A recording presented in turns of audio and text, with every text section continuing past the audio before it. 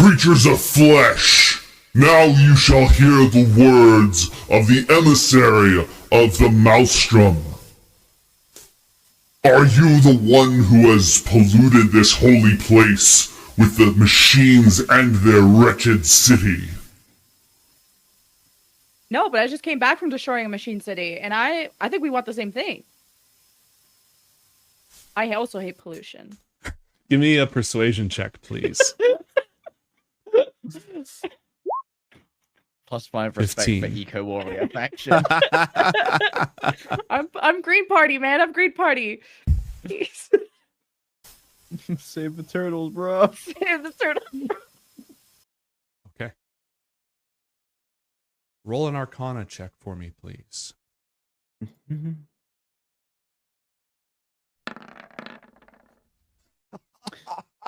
What an excellent time to use a Raidspiration. Yeah, let's just go ahead and knock that one off immediately. Oh, we're starting strong, boys and girls. Oh, no, you get the double ones. It's not me anymore. What am I, Alex? Do you have any more nonsense in your bag of tricks? Yeah, I do have 2 extra. I just want want to test. Yeah, it's a you problem. Okay, here's my lucky die. That one's better. It's a skill issue. What can I say? Skill issue. 17. Oh, okay, that's good. That's good. This probably isn't going to be a big deal. Where'd my unarmed strikes go? Oh well. This is where I get power word killed. Oh no! He's not a wizard anymore. He's a single-celled amoeba that's just gonna try to grab you. Oh my god! Natural 20. Yeah, you get shoved into his pocket. You get shoved into John's bag of holding. God. Not again! Twice in one day. Flip him. Okay, Yes. 1 black card. And that's a big success. That's a critical success. So this is perfect. You already have an edge, right? So you can't gain another edge, but you can double the effect, which means you can quiet both wolves. My friends. Yeah, that one. Yeah. Oh, let's go. Let's go.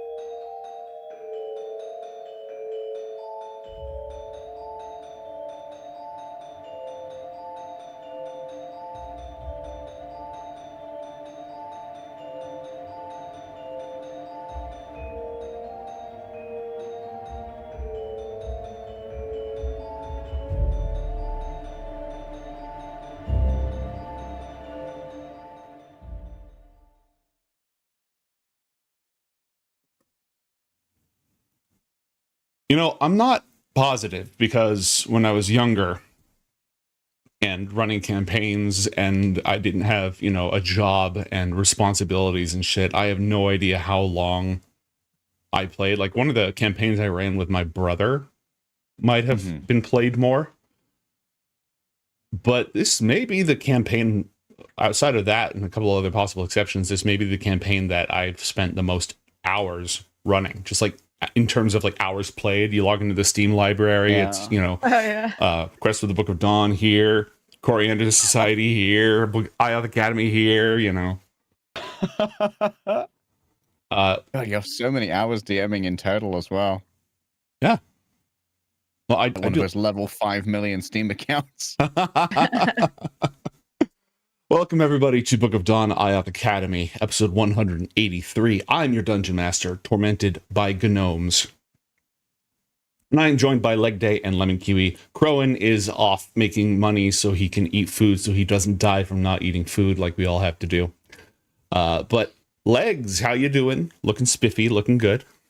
Thank you, thank you. I've cut off the floppiness so that I look like a respectable guy getting ready to go to the US and make my dreams come true. The American dream, baby. Mm-hmm. Notoriously, a people known notoriously for being and looking respectful. That's us. Lemon, how's it going? What's up? I don't know why I gave the thumbs up. I don't even go here. Tonight I will be the Yeah. only American naturally born, actually, because you know what, we don't inquire about people's citizen status around here. We don't do that. Snitches get stitches. Anyways, Lemon, what's going on? To rename yourself "Tormented by Immigrants" because that's what me and Legs are about to be. Tormented by Commonwealth. True. Tormented by Good, though. British, I'm the excited. consequences of British imperialism and neocolonialism. That'll fit. Sorry, I keep cutting I you was off. hard coping this week. Oh no, I was hard coping this week about what happened last episode, which you'll do in your little recap. But a fun little fact of today is I told my trainer that you can gnome someone, which is going on like 4chan or Reddit or something, paying some mysterious person money, and they'll put garden gnomes on your lawn and of your op, and they'll keep doing that until I don't know what the time limit is. My So friends do that to me for free. You can pay to be tormented by gnomes. And if you go on the dark web, you can pay to have someone else tormented by gnomes. It's Or you true. can hire It's this true. guy and actually be tormented by gnomes or My- tormented by. Yeah. My grandpa used to tell any boyfriend of any of his daughters, for $10,000, I can make anyone disappear. He was very, W dad. yeah, very, very classic dad in that regard. Anyways, in the magical world of Anakra, where my jank-ass, still not repaired microphone is now casting a shadow over my face, so too does a shadow fall upon the land. No, in all reality, the War of the Sun, the clash between the priest kingdoms and the dragon tribes versus the infernal powers, has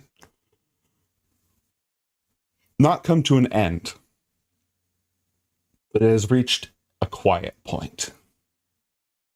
After a year of violence and battles and invasions and conquests, the exile, the self-imposed exodus of the Naraman people, the brutal battles against the almost unstoppable sinister horde, the mechanized legions of Defraxis imposing upon Ioth Academy and their allies. A time of uneasy quiet has arrived. Rumors still trickle in of wars and slaughters and invasion in far-off lands, far over the backbone to the northeast and in the northern kingdoms to the northwest. But for Ioth Academy, Onderud, and Brontha, it is a time of uneasy peace.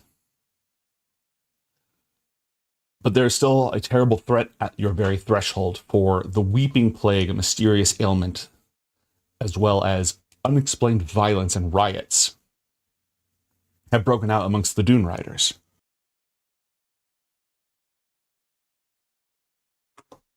Our young heroes are not expected to solve every single problem in the world. They have enough problems of their own.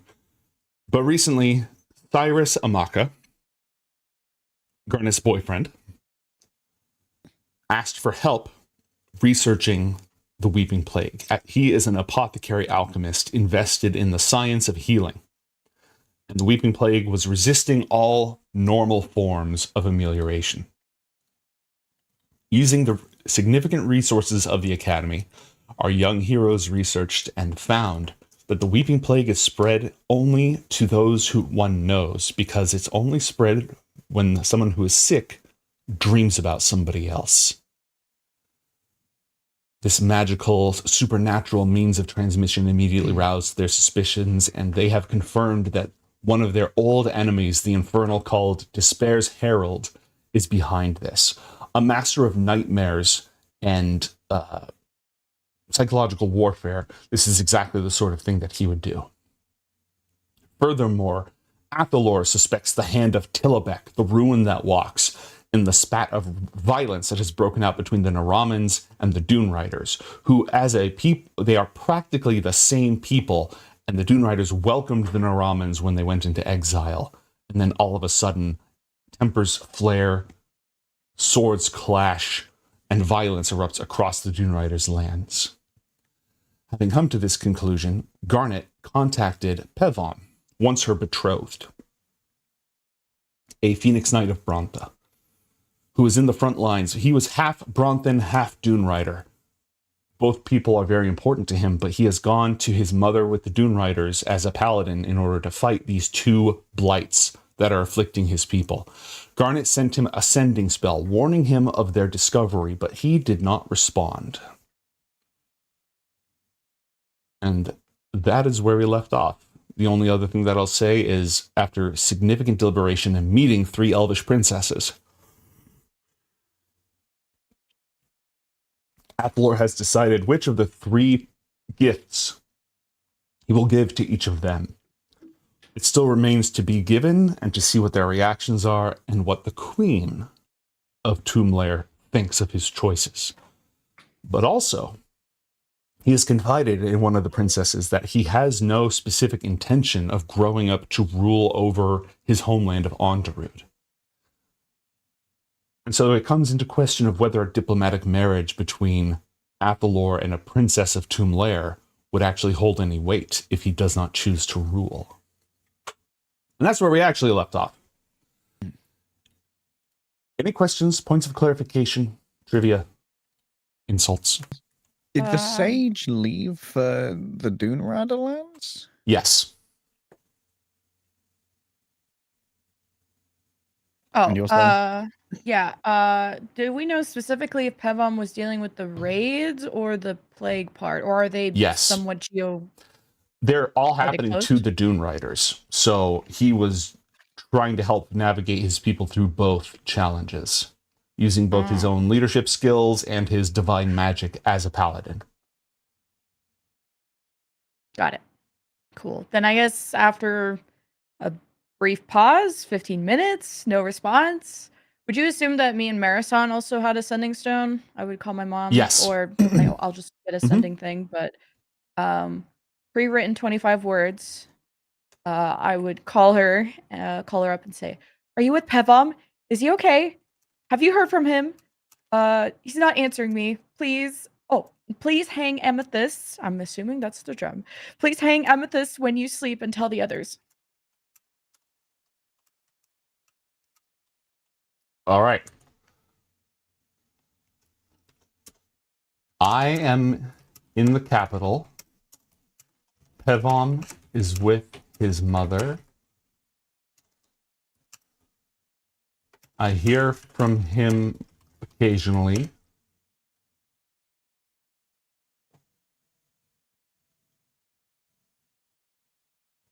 I will tell them. How many words is that? 1, 2, 3, 4, 5, 6, 7, 8, 9, 10, 11, 12, 13, 14, 15, 16, 17, 18, 19. I love you. 20, 21, 22.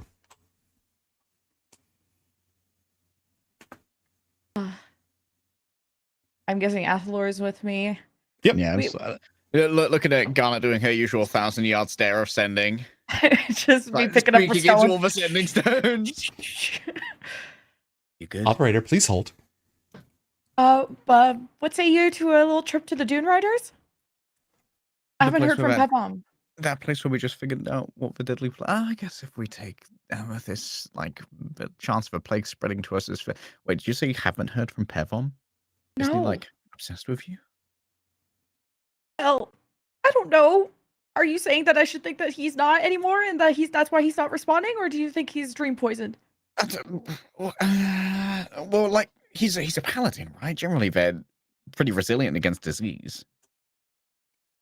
Can Roll a we religion Arcana check. I was gonna say religion.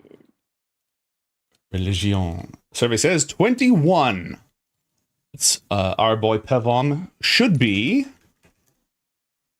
Is this I just- considered a disease or a curse? And are those different? It would be different, right? considered a magical disease because it does respond to a paladin's lay on hands. That does get rid of it.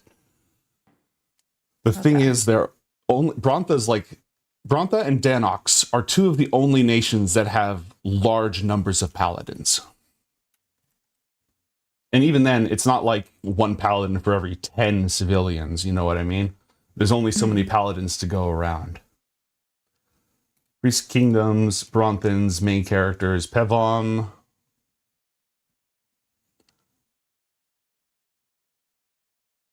Let's see. Divine DC Health. level 3. He should be immune to diseases. I mean, I wouldn't mind visiting. We could try and take a stockpile of amethysts, see if we can at least distribute them to the medics and doctors. They're probably the most pressing in need of the preventative cures. Hey, you're right. He would be immune to this, I would think. I think there's violence as well, and as far as I'm aware, Pebble isn't immune to stabbing. Well, yeah, mostly. The armor in Brontha's very good. But yeah, we should go look. Right? Because we kick ass in Dream too. Right? I mean, true. I think ideally, if while we're there, avoiding Dream in general would probably be the best. Maybe we should, like, given what we know about this team, we should avoid introducing ourselves to people or having people introduce themselves to us. Like, if we don't know them and they don't come up in our dreams, maybe it's hard to be infected by the plague, or at least maybe it's fine with our amethyst charms. But Yeah, we I should think- go disguised. I agree. We should go. We should take some the Dreamcatcher things for at least the medical personnel. I don't know if we've got the logistics to bring amethyst for everyone. That's not really our deal. But that'd be a good You stole a start. bunch of gems from Ioth? Aren't some of those amethysts? Most of them Yes. are more expensive than amethyst. Could we like trade up like at the Yeah, absolutely. You can cash gems in. So if you just say, I want to cash in 1,000 gold for 1,000 golden amethysts, and you'll probably have a bucket at that point. I'll look up which of the treasure tables it's on to clarify. Yeah. Because if we have like random shit like rubies and diamonds, I guess diamonds we'll keep, but like other gems we don't really need, I guess. my record says 59,500 gold pieces worth of golden gems. Golden gems. Okay. So don't know what that does, but yeah, we could trade those since we Buy a don't. castle. You feel like buying a castle? Do you want a castle? I don't know if I you could, got one at home. I don't know if you could get like a big castle, but you could certainly get a starter castle or put a down payment on a castle with that. Starter castle. A Kickstarter castle. Yeah, it's like it's a fixer upper castle. Yeah, we could definitely get like a considerable amount of like amethyst. It just depends on what kind of stock the school has available, or Gilden Verge. 'Cause I don't Amethyst know if we're a is big a- amethyst economy. Amethyst is a 100 gold gemstone. That a full size amethyst that you could get. Now it's silly because in the real world the size of the gem matters and the quality of the gem matters. There's ranges, but there's no like, oh, one amethyst equals 100 gold. So, and I say this because 100 gold is a lot of money when you consider that the average day laborer earns 2 silver a day. That's what, like 2,000 days of labor? Yeah. Mm-hmm. I mean, your average day laborer doesn't own their own home, makes just enough to eat and survive and maybe put away a little bit of money. Your average skilled laborer makes 2 gold a day. That's what it costs if you want to actually hire someone. So if you wanted to hire a bunch of people to just like haul stuff, 2 silver a day for them. Skilled masons and such, minimum 2 gold a day. So they We could have our own theoretically, mason. you do. Sorry. Theoretically, they could someday earn this kind of money, but Still pending. a peasant could not. But the good news is you don't have to give out full-size gemstones. They can be made into charms and amulets, basically, that use much, much less. So however much gold you want to convert, you can go ahead and make X number of charms. Probably for like 5 to 10 gold each. Yeah, 5 gold each. So how We much don't have charm? to like spruce it up with dream shit. We can just use any amethyst and that will be a charm for dream A stuff. big amethyst will be a sufficient charm. Otherwise, they do have to be tied into not like special magical knots and such, or hung with other aspects. But you have a lot of artificers who would be very happy to crank that shit out. They've made charms and defenses against mirrors before. Like they're used to these sorts of large scale mass production projects. Like to turn that out very quickly, Mhm. like Yeah. within the week. Yeah. Okay. I mean, Yeah, I think we could they won't be commission that, I guess. able to go today, but they could certainly have a bunch of them ready. And how many? It depends on how many you want. I I imagine like maybe 500 GP would get what, 100 charms? 100. Yeah. I wonder Do if we a know how many turnaround on people that are would be afflicted? fine. You don't have strong numbers on how many people are afflicted. However, We being don't have able a cure. We have preventative measures. to. Wouldn't that You- stop the dream shit from continuing, and then they would Yes. maybe eventually be fine? Recover. Yeah. Anybody who sleeps with one of those cannot become infected or infect others. Oh, at least it would stop transmission, I guess. Mhm. Yeah. So I figured that we prioritize giving it to medical staff Mm-hmm. Hmm. who would inherently know their patients and be most liable to contract it. Mm-hmm. Crank out 100 of those and rely on the industrial might of the places that actually are like cities with artisans and not wizard Right. schools to do the rest. We're helping. But, To be with fair, those artificers, they're pretty busy. They tied 100 friendship bracelets. That's about all we've got for you. Like, man, this is a Wendy's. all right, knock off 500 gold, and I've made a note that you want to bring 100 dream charms. Okay, we're down to 59,000 gold pieces of All right. Ioth generational Damn. wealth.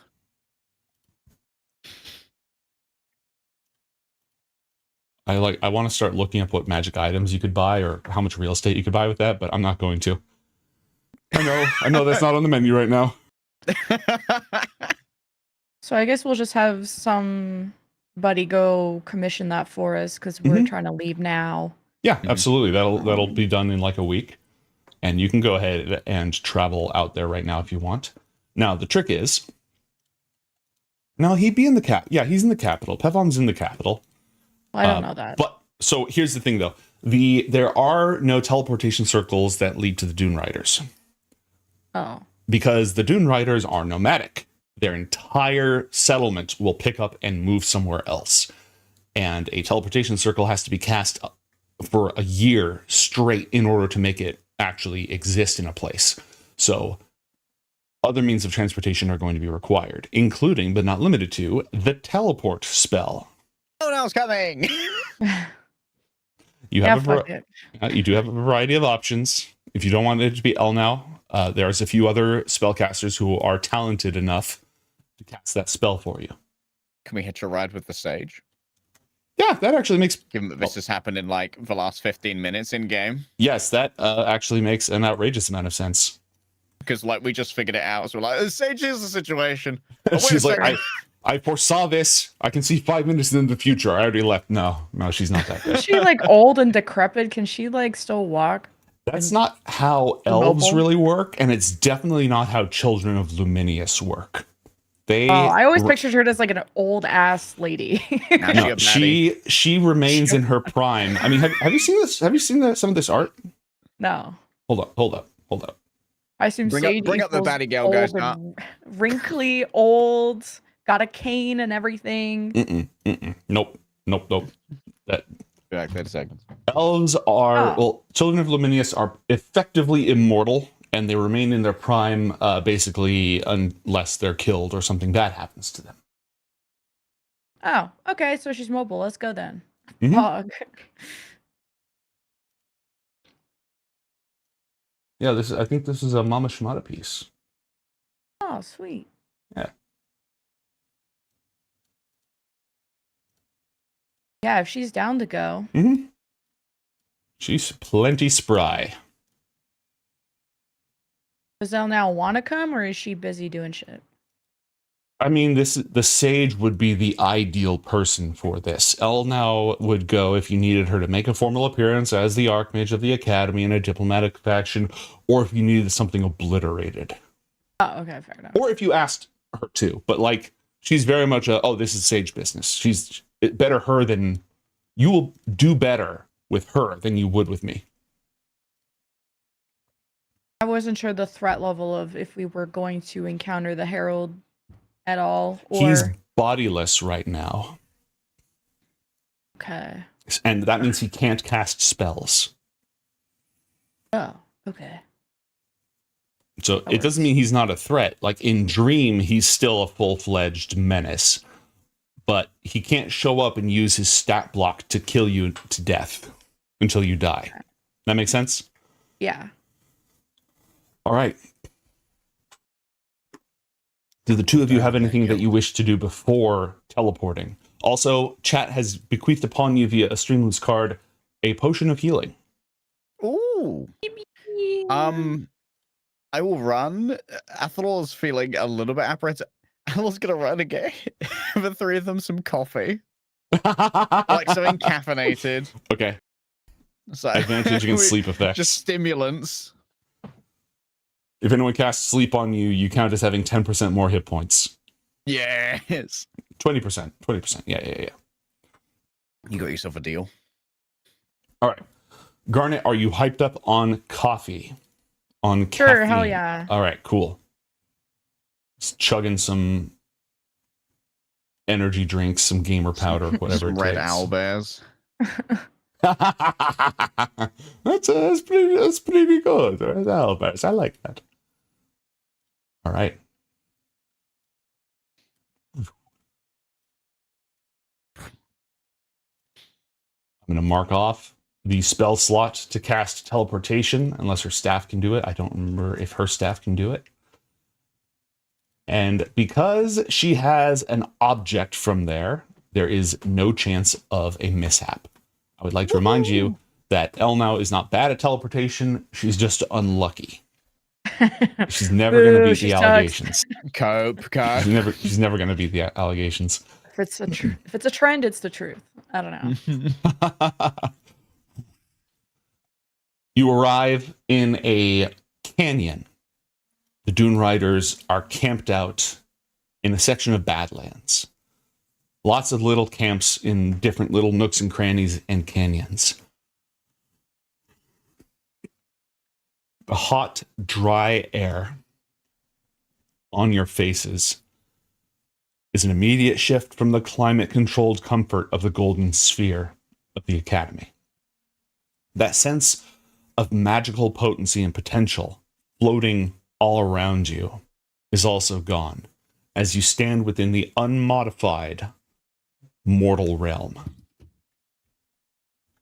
Only able to rely on your bodies, your minds, your magic, and the 20th level character who's following you.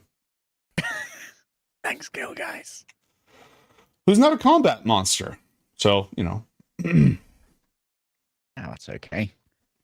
Aren't too many combat monsters here. Can I get a vibe check on the people with insight? Yeah, go for it.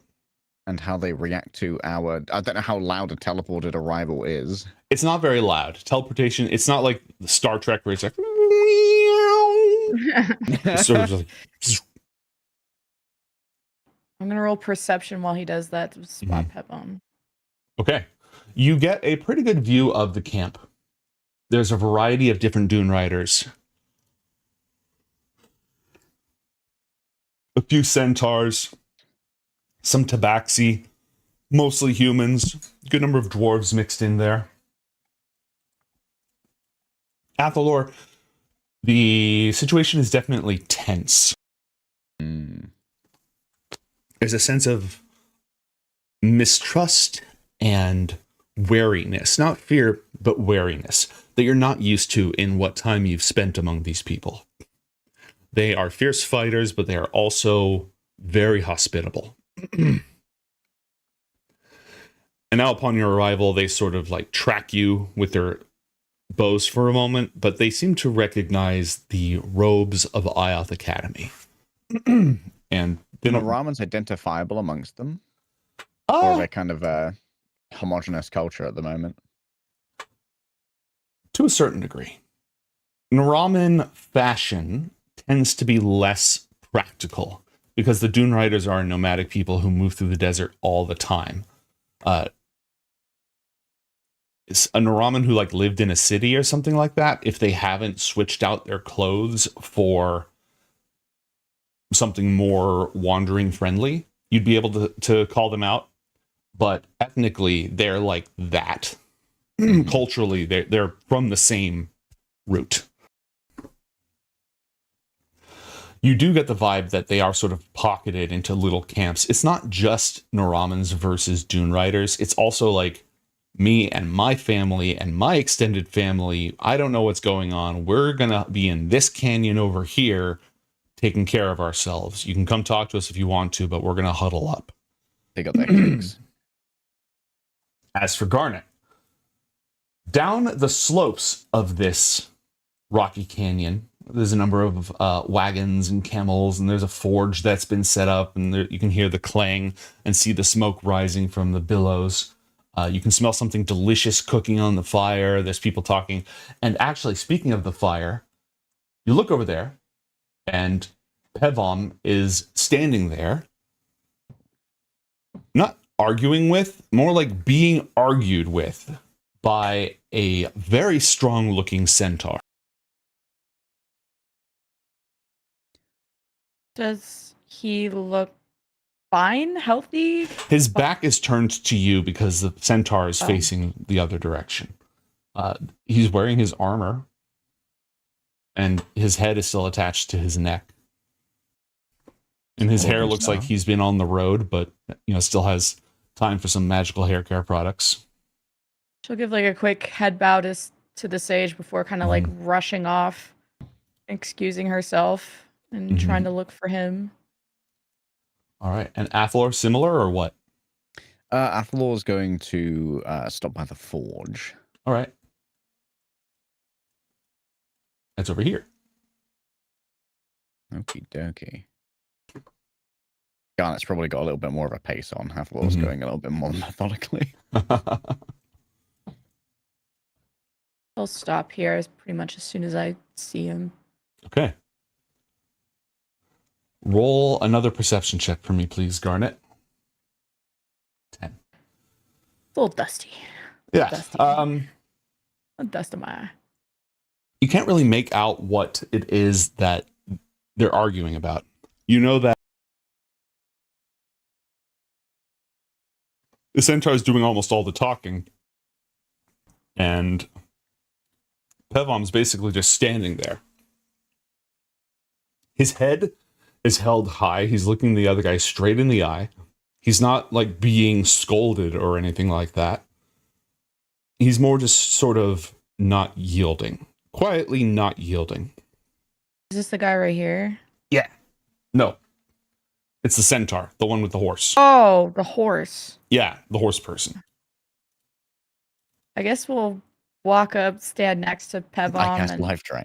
I shoot this guy in the face.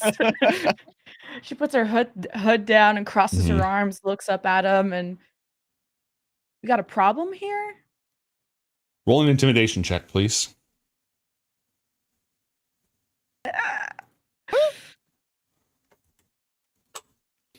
Who the fuck is this? This is Garnet Tosaka, Princess of Brontha. Roll an insight check for me, please, Garnet. Ooh. He said the word princess weird, but it wasn't because of any shade or anything like that. It's more not technically the correct word. He just chose it out of convenience. He also wasn't expecting to see you and isn't particularly warm about it. He's kind of cautious about it, almost on his guard. But he does introduce who the fuck this is. Just kind of keeps her arms crossed, same stance, looking up at the guy, waiting for him to respond to my introduction.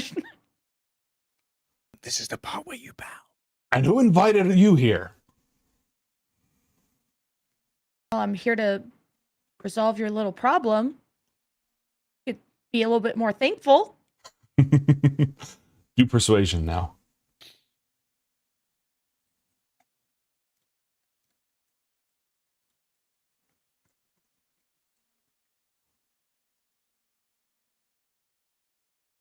All right, city boy, if you're going to let Brontha solve all our problems, have at it.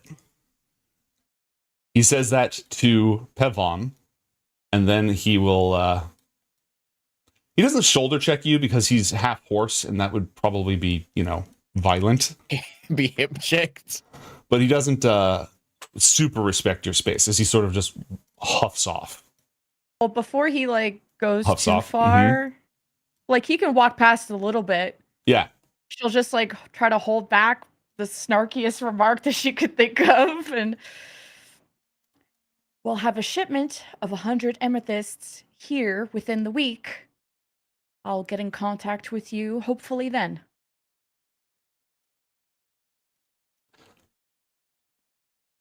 The centaur looks at you for a moment in confusion. And Pevon Did says, you want to know how to resolve the problem?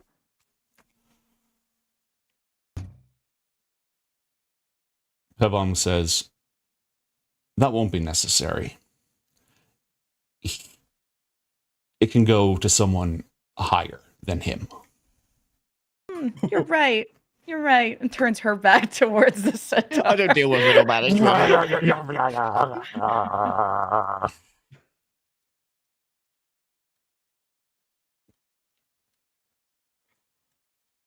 was serious about that shipment, though. We're working on it.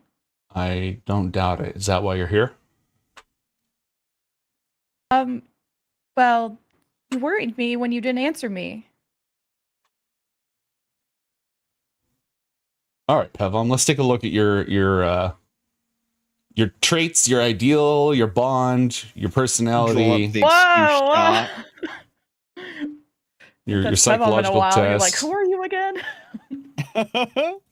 According to your Briggs-Myers test.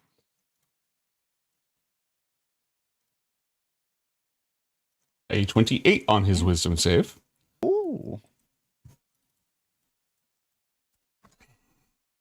Not afraid of you, got it. Genuine question. I was in the middle of a very distracting conversation. He looks over at the centaur as he walks off and wasn't sure how to respond. But thank you. That will help. I assume that will help, right?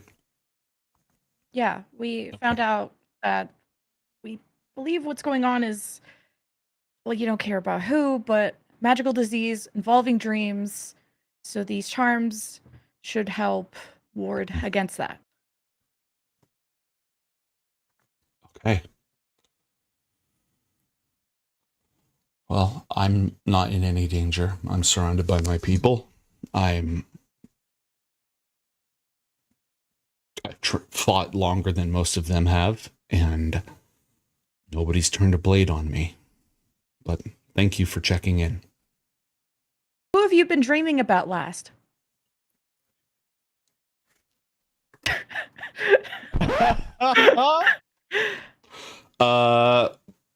As he stammers, and not because I want to vamp for time to respond, but because it's funny, the camera pivots over to Athalor. I'm kind of bothering the blacksmith looking at what they're making right now. Mm-hmm. Do you have Roll any persuasion expertise check. in creating Everyone's charm? very sus right now. Athal's very much not in his element, Mhm. approaching a craftsman who does not know who he is. And you're dressed very fancily, and they're all dressed very, like, grubby and working clothes and such. Hello, workman! I'm here to mingle with the proletariat and see how your quaint little arts and crafts are going. It looks like spearheads. But as many spearheads, it's also like there's horseshoes, there's nails. It's not mostly weapons, but right now, a couple of spearheads. Can I help you? Ding! Ding! Ding! Yes, myself and some other representatives from Ioth Academy are here to help you with your plague issue. Reroll that persuasion check, please.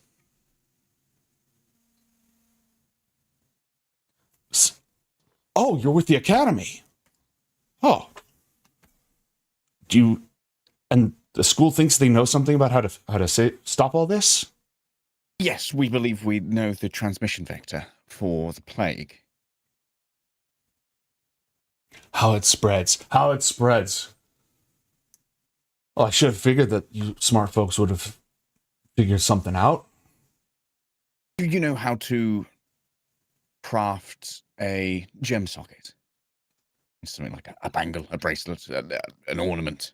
I'm more of a farrier by trade, but I could bash out something crude.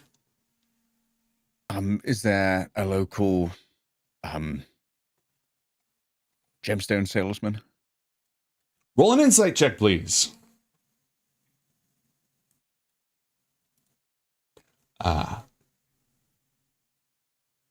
There's some reticence here, and then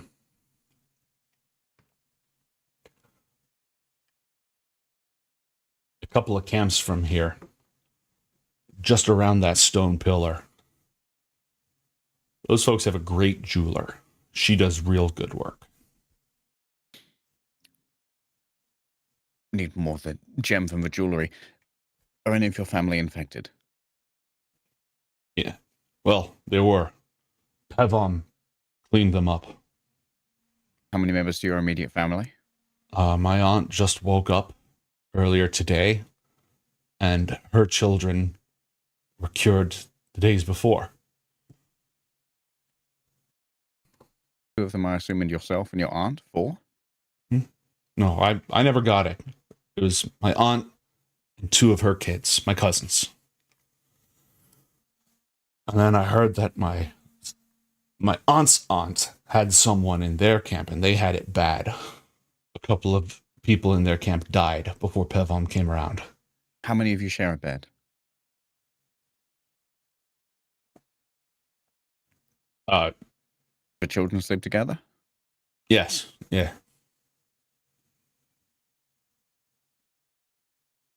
Okay, if you would allow a little bit of your time, I have time. I have time for you. I have time for the academy. Were any of you there when you saw when they melted the entire sinister horde? Just plunged them, turned the day into night, and sent them screaming down. Ethel leans in with an overpass back. You'll never guess whose plan that was. Well, on that note, they absolutely have time for you. Create 3 chains with gem sockets on the end. Hmm. I'm going to go and procure some gems for you to socket into them, and you will be our test for immunity. If these chains work. When you say chain, do you mean Just enough that you could hang these gems over your sleeping spaces? Well, how big are they? I don't know. I haven't seen what gems for jewelers have yet. That level of fine work is gonna... Okay, I'll do my best with it. Wonderful. And this will be our test. And if you all stay healthy, heaven's willing, then good rollout might work well for your entire civilization here. I'm happy to help. I just wish we were returning the favor instead of you just helping us again. You've done more than enough screening us from our southern aggressors. Fair enough. 2 camps over, you said? I'll be back in about half an hour.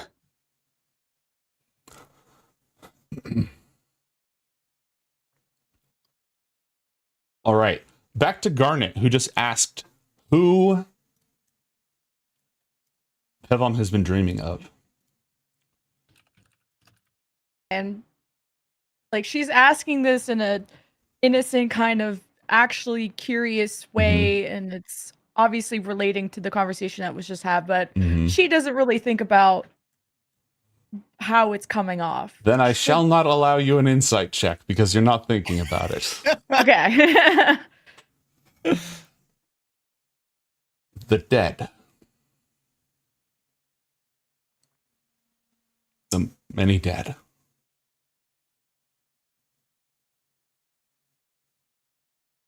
Oh.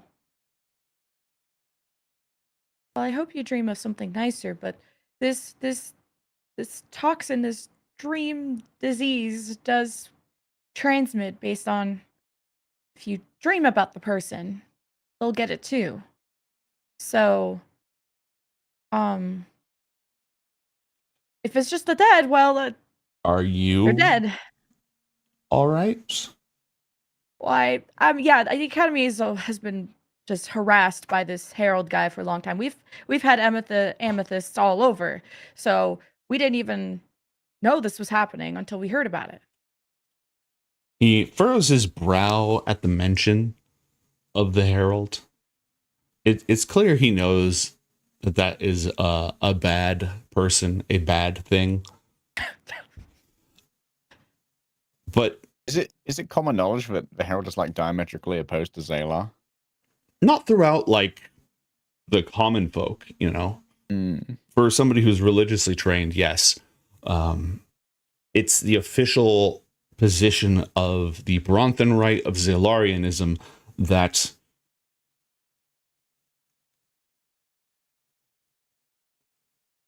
it should not be standard practice to teach everybody about all the infernals.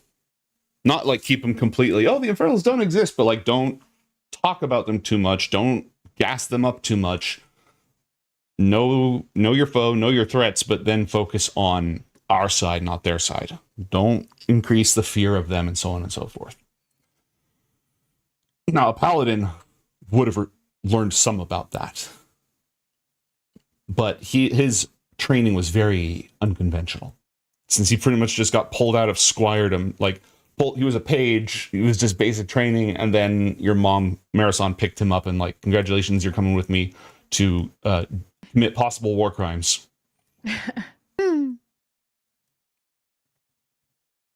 Anyways, when you tell him that the Academy's been dealing with for a while, he does sort of furrow his brow and goes, all right. Yeah, so we'll have a shipment within the week, but maybe a better place that makes gems would be better than us. But hey, this would be a good start. And Athlor had the suggestion of giving it to the medical staff, and you included. I did tell Mom about it too, so hopefully everything's okay. Why was that guy yelling at you?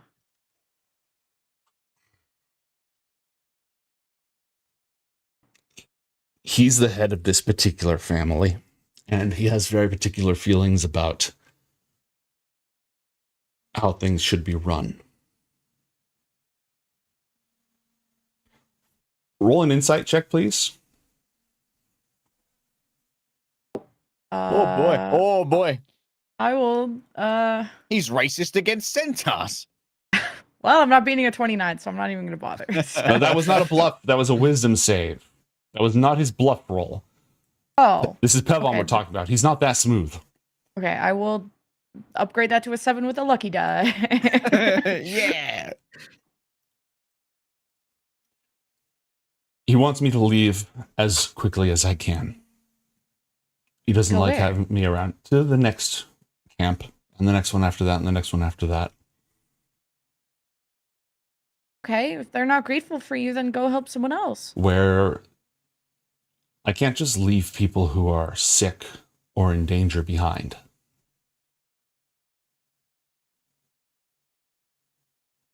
Yeah. Well, he doesn't want Bronta's help, apparently. What's his deal? He feels threatened by my presence.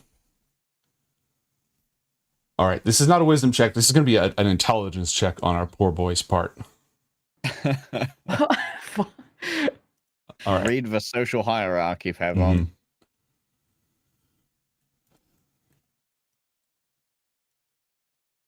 He feels threatened. He feels that my presence undercuts his leadership. He feels that Barontha undercuts the Dune Riders' independence. He feels that my split lineage makes me more sympathetic to Barontha than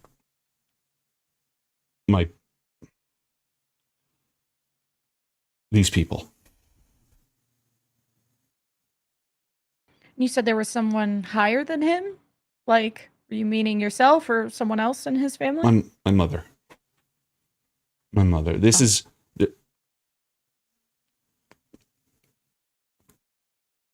the Dune Riders used to... No history lessons. They are... Each family is a tribe unto itself. It is only when a massive threat emerges that they move as one.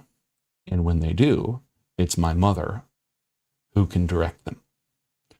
So we don't need to go through each camp leader. We can just go straight to her and she can do the distributions from there.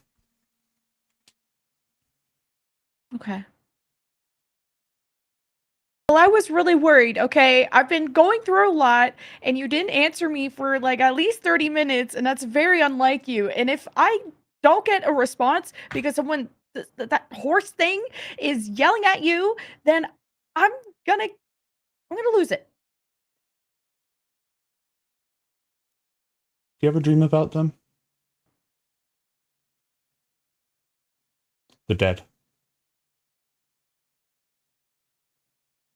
Yeah. Sometimes. What are they like? They look alive. Live. Not in my dreams.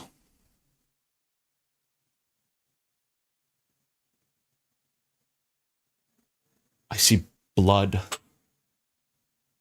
against the sand, and I hear their dying, gurgling breaths and their screams, and I can feel the desert draining away their last tears, and the demons gnawing at their bones.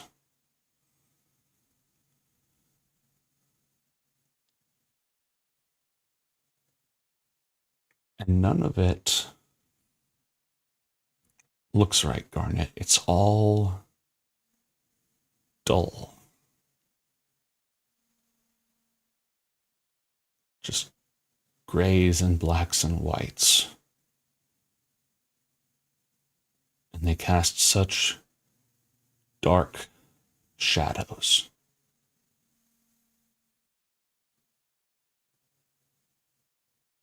Like takes both of his hands and squeezes, and my IRL self tells me this is some Herald shit. Can I roll to confirm if I'm crazy or not?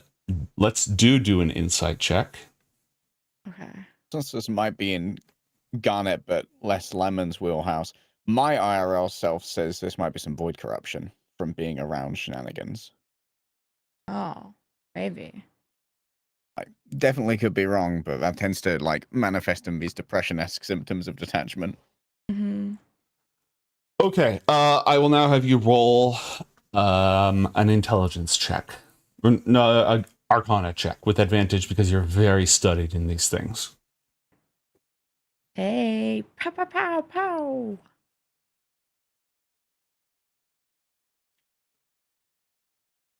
As a paladin, Pevom should be extremely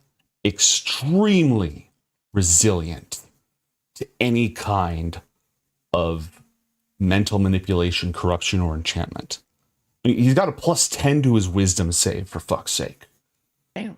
Yeah.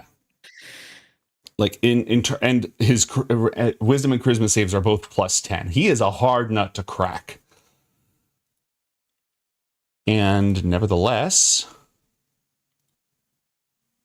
this does... It's hard to tell. It's hard to tell because on the one hand, he has seen a lot of death. I mean, he fought in the battle where most of Brontha's army was annihilated by the Sinister Horde.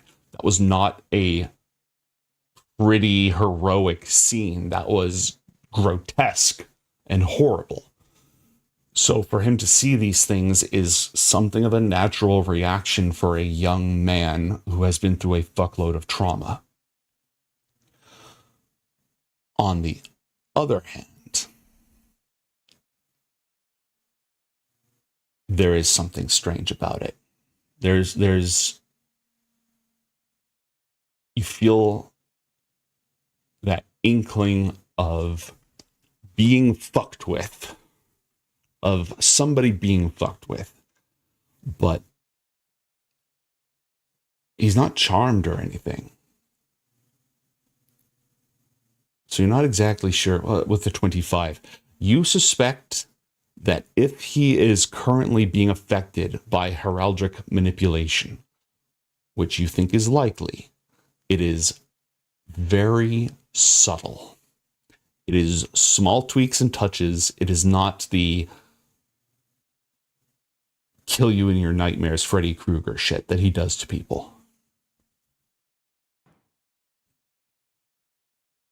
She's like looking up at him, very concerned, squeezing his hands, and He's wearing gauntlets, by the way. So okay, I'm squeezing his gauntlets. Crushing his gauntlets.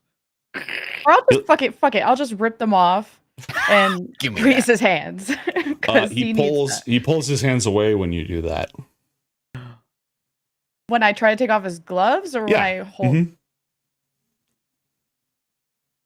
I gesture my hands forward. Roll a persuasion or intimidation check. Oh damn! I'll try to intimidate him. And intimidation doesn't have to be like, I will break your legs. It can just be, asserting dominance. Please.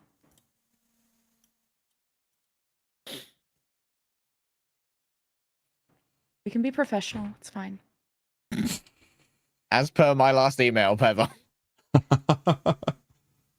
Sorry, I'm not trying to embarrass you at work, but I'm worried about you.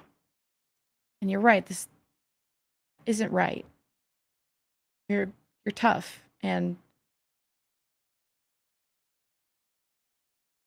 this is really unlike you. And you gave me a ring once, and I got one for you. And she slips off her ring of mind shielding and takes his hand a little bit sternly, puts the ring in his hand, closes his gauntlet around it, and then let's go. Okay. I cast Curse of Mixed Messaging. He looks at the ring for a moment, very confused. Oh, sorry. Magic shit. Ring of mind shielding? Oh. Do you know what that does? Shields your mind. Yeah, pretty much.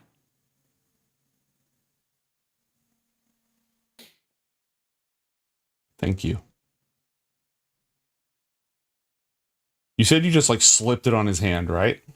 Well, I kind of grabbed his hand, put the ring in his palm, closed his hand, Okay. Got let it. go. All right. So yeah, he's just sort of looking at it, closes his hand over again, is holding on to it tightly, and almost mutters a thank you.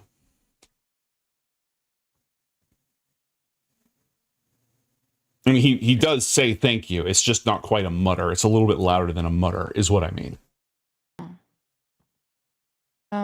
If it helps, it gets better. You get more used to it, and just makes you grateful for the people that are still alive. He was about to say something until you finished that sentence, and then he's sort of and when he was going to say it, it was almost like lurching out of him until you said the rest of that, and then it was like, oh. What? Nothing. I hope I don't get used to it. It's the job you signed up for. I know. But if I stop feeling it and I just grow accustomed to atrocity,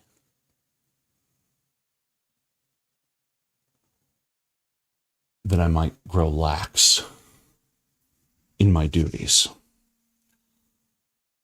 I might go empty and be a little bit less the knight I'm supposed to be, which is something I would never want. helps. Accepting it doesn't make it okay. It just makes you be able to be more focused on finding the solution. I am focused. I am utterly focused. I hope that ring helps make you more focused. And I'll have amethysts as soon as I can over. Do you need me to go yell at him again? No. Well, Athalor and the Sage are here if you wanted to say hi as well. Or have questions for the Sage or...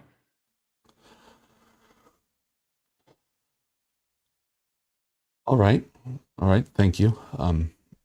My mother might. I'm not done with my work today. I have one more urgent case to care for, and a few others who've just been infected to cleanse.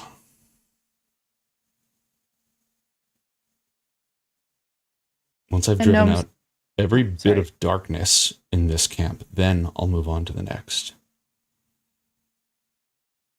What were you saying? Lesser Restoration would take care of this, right? Yeah. She's gonna also take his hand again and put her Seal of Cleansing. I got an item called Seal of Cleansing, which does the Lesser Restoration thing. Okay. This can be an emergency use of Lesser Restoration, Seal of Cleansing. Maybe someone who knows how to use it. But, I'm sure you could figure it out too. But would cure someone. Okay, thank you. As it turns out, Lesser Restoration is one of the spells he can cast. Oh, well, extra use. She didn't also know that. No, he'll take it. He'll take it. He's been, every single day, he's been burning his spell slots on Lesser Restorations and then burning his Lay on Hands pool to cure diseases. Because paladins can burn 5 points to cure a disease. I don't know if you can. I don't think you can. I think that's a paladin specific ability. I think Lay on Hands and Healing Hands are separate abilities. Mm-hmm.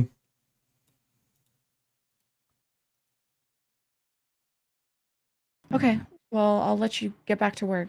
Sorry for barging in. I thought Thank you for helping. something happened. Yeah. She'll kind of look around for Athalor and... Where is Athalor at this time? Has he already dipped over to the next camp? I don't have a map for the next camp, but I can tell you the reason that they haven't availed themselves of this other camp immediately is because it's an entirely Naraman enclave. Ooh. Interesting. And if you self-declare there, you're also quite welcome amongst the Naramans. Yeah, might even be a couple recognized. And so their jeweler would absolutely help you. I mean, absolutely. I thought would very much wait for Garnet to finish and at least tell the Sage if he was gonna dip over to like the next camp over, So, how is he? Oh, Athalor. Or I guess I'll walk over to you, or are you coming to us? I'll just come your way because I've got to go to a next camp over to quickly go and buy some more amethysts. Now waves over and thumbs up that Pevom's okay, and I guess he walks off. Yeah, he said thank you. That was the last. His goodbye was thank you for helping. And no kiss on the hand. We can't be unprofessional. A courtly bow, and then turns back to his shit. How does the situation look? He's fine. He was just too busy arguing to answer me. But I guess some people here don't like Pevom helping. And he's having weird dreams, so I gave him my ring of mind shielding and the seal of cleansing I had left over. So... Weird dream. Maybe Pevom's more in need of prevention than I thought. I figured that would be, basically immune to outside interference. The ring of mind shielding's a good idea. I assume you came to the same conclusion that that's probably heraldic fuckery. Yeah. And I asked him who he dreamed about so we could check in on them, but yeah, his dreams are about dead people. So I guess that's fine. I guess we just can't catch diseases. So, lucky for some and traumatic for others. I did wonder how Pevon would deal with that loss at the hands of a sinister horde. Didn't manage to get everyone out alive. Far fewer than that. I found the smith over there. He's got a small family. I figured that I go to the local jeweler, buy a few amethysts. We can have a pilot scheme for the charms before our mass logistics are ready to move. Besides, I figure that sometimes it helps to have a more personal touch when it comes to these things. Breed some goodwill towards the academy. Yeah. Also, next Enclave's ever is all Naraman, and I feel like it's at least worth checking in on them, you know? After they lost everything. I'm You glad gonna stick we. around here with Pevom, or? No, he seems busy, but I'm glad we can. I told him about the shipment, and we'll have that as soon as we can. And I guess that's all we can do. This is what we should do. At that moment, a horrible, miserable, absolutely despondent wail, WAIL, echoes through the camp. And people all over are actually recoiling at the sound as much as they're looking over to see what's happened. Whereabouts in the camp is it? Central Square? Yeah. Hold on. Uh-oh. I pressed a bad button. I pressed a bad button. Okay, it went away. I don't want to go to Windows 11 right now. Now is a bad time. Would you like to upgrade to Windows 11? Would you like to shut the hell up? So the sage had gone. Nah, it wouldn't have been in the main camp. The sage had gone into the back to look at one of the victims herself to get a direct perspective on it. And the sound is coming from there. Oh shit, kill guys. Oh God. But Roll for initiative. It was. Oh, where should we start? Where you are, as far as you've managed to scramble before I stopped you. I'll let you have that. Okay. Another roll for initiative? Bruh. Can I luck die in initiative? Yes, or... you can. Yes, you can. Damn. Holy. Bruh. What the fuck? A classic bruh moment. Okay, I guess I'll let Garnet make a first move here. Whatever it is. I'll stick with my natty one. I'm not going to roll in everybody. I'm just going to roll in a few types of stat blocks. Obviously, Pevom here. Pevom's still over there? Mm-hmm. No, actually, he was going to tend to the last, the one who was really bad off, which is where the sage was going. So the two of them would be roughly gathered together. Let's see. You need a centaur stat block. So we will go ahead and roll you in. And then I should have, there was one other block. Oh, a commoner block. That's right. Remind me not to kill this one specific commoner. Okay. As this shriek emanates. Oh, you know what? I should do this as a secret. Yeah, I'll do this as a secret roll. That's what I'll do. Yeah. Oh. Don't worry. It doesn't even do the beep. That's excellent. And she did not cast Foresight. I'm going to do the same with this guy over here. Just do a little sneaky little of that. Okay. As this horrible sobbing sound, this blubbering, gurgling, absolutely horrified sound, or sorrowful sound echoes, a ghostly silver creature, incorporeal entirely. Let's see. Oh, layer. Emerges from the underbrush. Oh. And it Oh, we've seen those before. attacks the sage. That's fucked up. Oh, God. It scores a Holy. critical hit against the sage.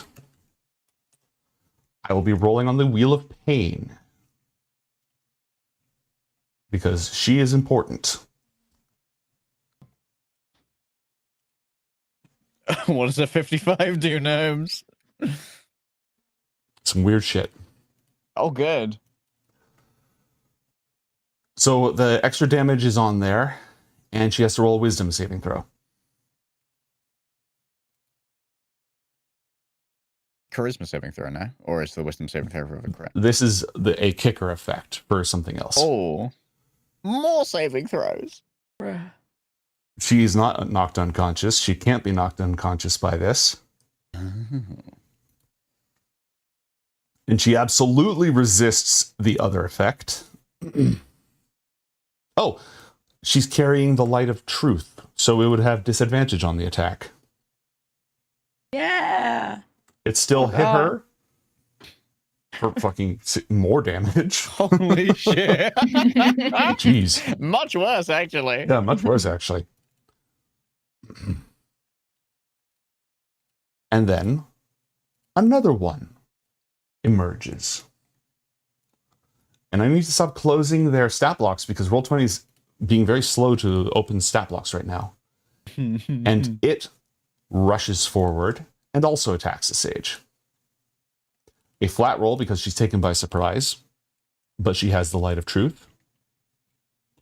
Behind you, another one up from the crevasse comes flying out. Let's see, how far can it make it? It can't quite make it to there. So it's going to attack Garnet. Oh, boy. Okay. A Oh, 22, again. I'm guessing that hits. Yeah. Are you resistant to psychic damage? Not outside of my armor, no. Okay, then you take 10 points of damage and you must roll a charisma saving throw. Unless you're immune to magical sleep effects. No. Okay, that's just your best save, which is just as good. Hooray. Yay. And one more bursts from nearby. And it just barely has enough movement to reach the sage. Attacking with surprise, but against the light of truth. A 17 does hit her, and she is immune to the sleep effect.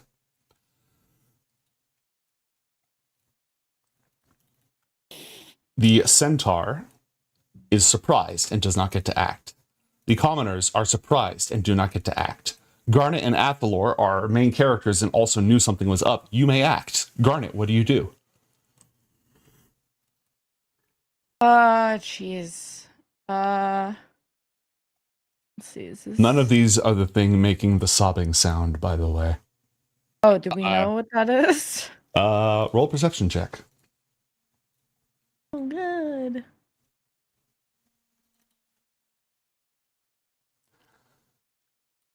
A corpse emerges from the tent that they were just about to go tend to. Nails are driven in where its eyes should be. From those empty sockets flows an endless stream of bubbling black pitch tears. God, what is that thing? Oh, God. And now I will show you what it is.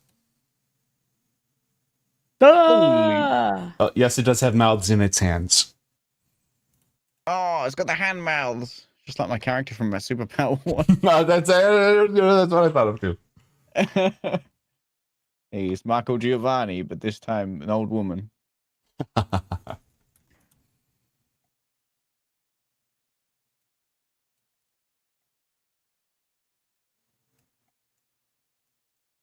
What would you like to do? She looks at Athalor. Obviously very concerned and now is kind of on guard from the person behind or the monster behind us. Mhm. And And a mask up. she just kind of like shakes her head, just like worried about all the innocent people who have seen a lot of fucked up nightmarish shit, and maybe me pulling up as that is not Hey, gonna help. do me a favor and roll a wisdom saving throw as you're hearing all this. As you're saying all this. Ooh, You, me? Garnet, yeah, you. Oh, 1 sec. okay. Oh, fuck. She You just are like polymorphed into a toad. just like shakes her head. She's looking through her book for something that's not an AoE spell and isn't super scary void shit and does not know. Garnet, your father is standing behind you.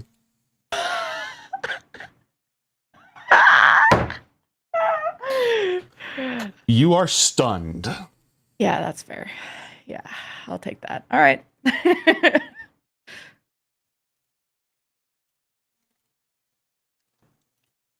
All right. It is now the sage's turn. She is also standing near 3 dream wraiths, which means one of them can use their reaction. Use its special ability on her. However, her wisdom save is very good. Pretty good. Let me drop the specific ability. All right, there we go. Wisdom save.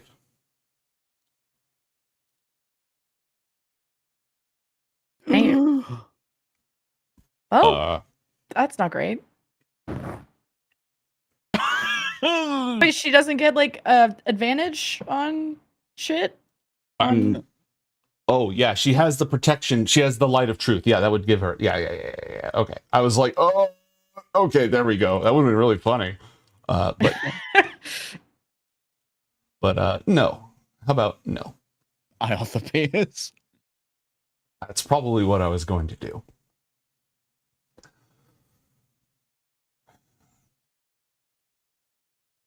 All right. I mean, it still turns into them even if they don't get stunned, right? True. Yeah. Where are you, bud? You've been dead Me for a while. making you go, nah, bring up that token. It's all right. I have the a Ioth folder for token. dead. I have a folder specifically called dead. Oh, It's fucked up. it's getting pretty big. Oh, he's hot. It's been a while since you saw him, isn't it? Yeah, Huh. Who's it? he's aged well. That's Ioth. Oh, damn. Yeah. Ioth got a son? The fuck?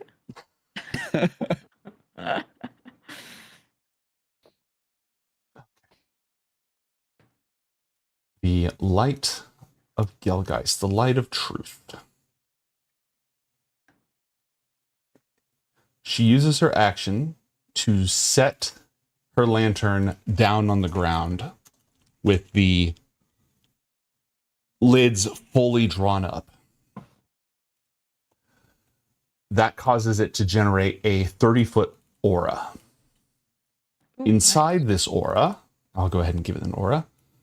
All creatures have resistance to psychic damage, benefit from protection from good and evil. It is a forbiddance against fiends, and all creatures are immune to nightmare and harmful oniromantic effects. Oh, that's literally all we need. Oh, well, good news for all the people who incidentally are infected with a dream plague here. I was like, I feel better. Why didn't we open with that? Get your own artifact. Okay. For Pevom.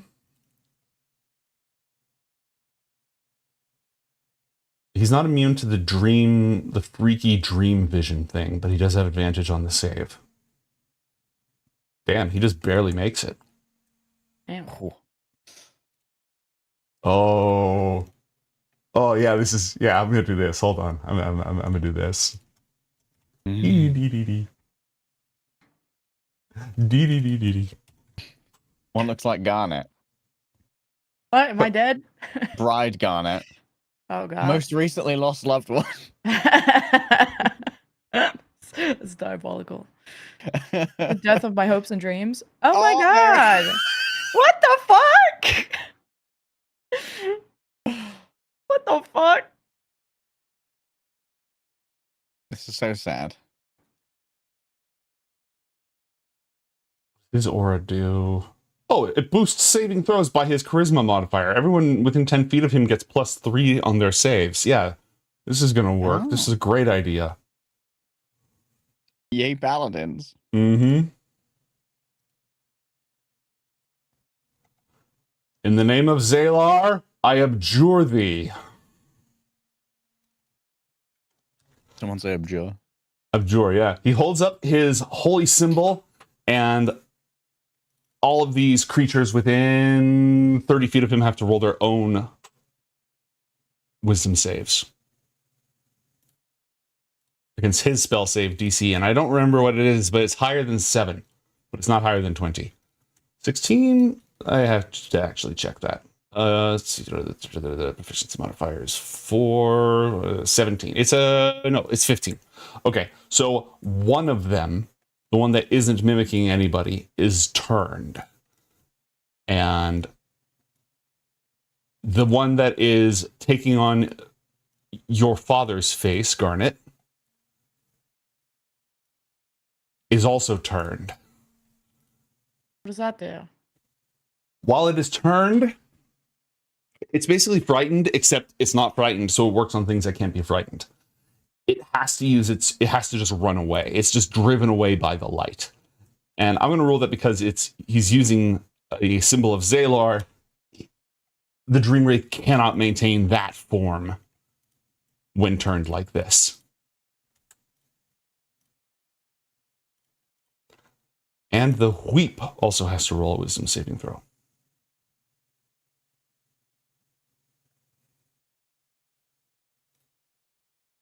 It is also turned, and the encounter is completely shut down. Let's go. All right. That was Pevom's turn. The Weep is turned, which means that it has to... This only lasts until it takes damage, by the way. It has to use the dash action or try to escape. Okay. Still moaning and wailing. It just dashes right past. Pevom does not take an attack of opportunity because he knows that will break the effect because it's his damn effect. All right, this is 45 feet. All right. It just like runs past you, still blubbering and wailing as this oozy, oily darkness just leaks down its entire body. And a lot of the noises are coming from all three of its mouths.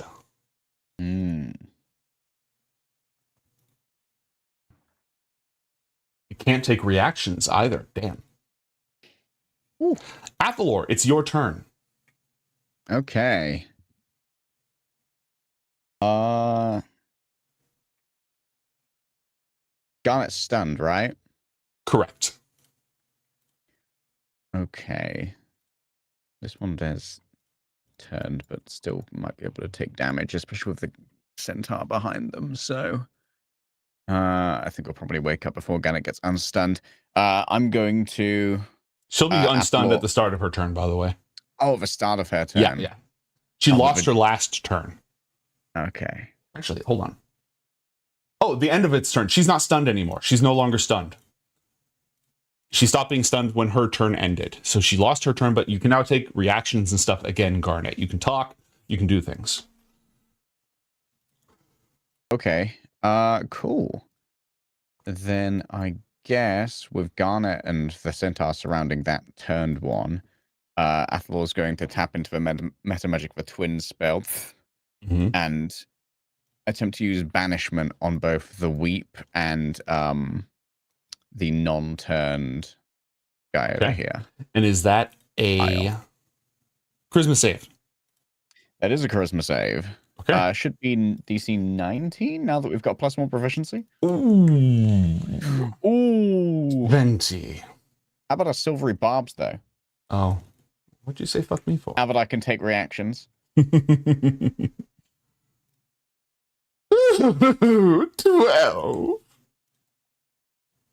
And I'll give advantage to Garnet to destroy that one that's on top of her. Wait. Green is concentration.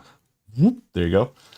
And then as for the Dream Wraith that is not turned, there are two of them that are not turned. The one that looks like Ioth and the one that looks like Garnet. Which one are you banishing? Which one are you banishing? The one that looks like Ioth, because Pevlin's going to have some questions to answer. Okay.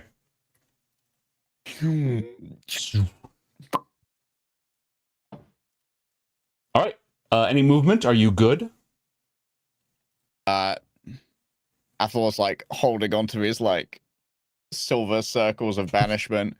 Looks to this like trio of Dune Riders and just says, "Protect me!" and then runs into them. Oh, I never rolled the Desert Raider in. That's a whole other stat block. Not that it matters. This will be over quickly. In the encouraging way. All right. Of the remaining Dream Wraiths, one of them just got turned and is going to flee. Garnet, do you have a melee weapon drawn? No. All right. Well, this guy's going to take a swing at it because he doesn't know any better.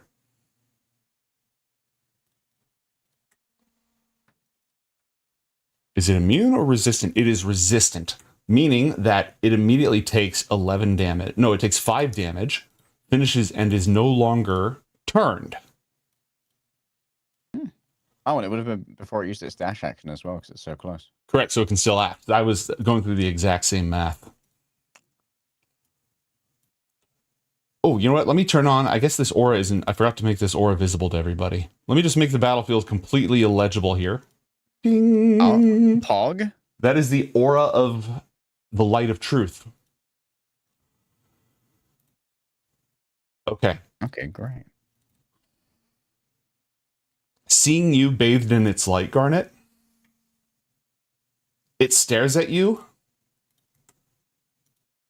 and then grabs this Dune Rider and just sucks the life out of her.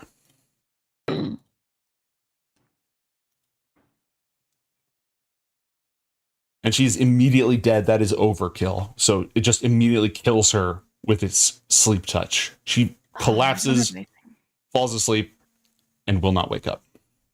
Because she's actually dead. I don't know. So I doubt the AC is high enough for these bitches that if I even give this advantage, it's gonna do anything. I have a +7. I'd need to roll. There's a 10% chance of that working.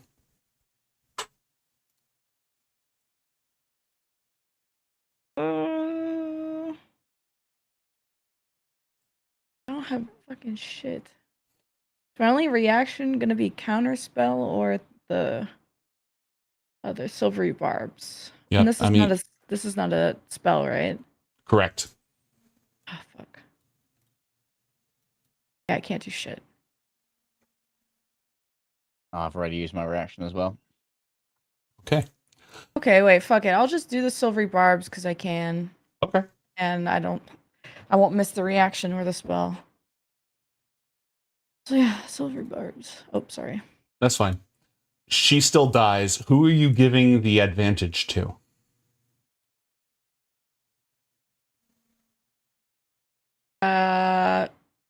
Did she fail the charisma thing? Or she's just dead? Oh, She's just dead because you gave the Dream Wraith disadvantage. It still hit, and 11 psychic damage is more than twice a commoner's hit point, so it just killed her.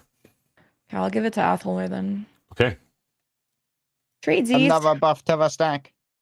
Oh, my bad. We both did it at the same time. There we go. Okay. Garnet,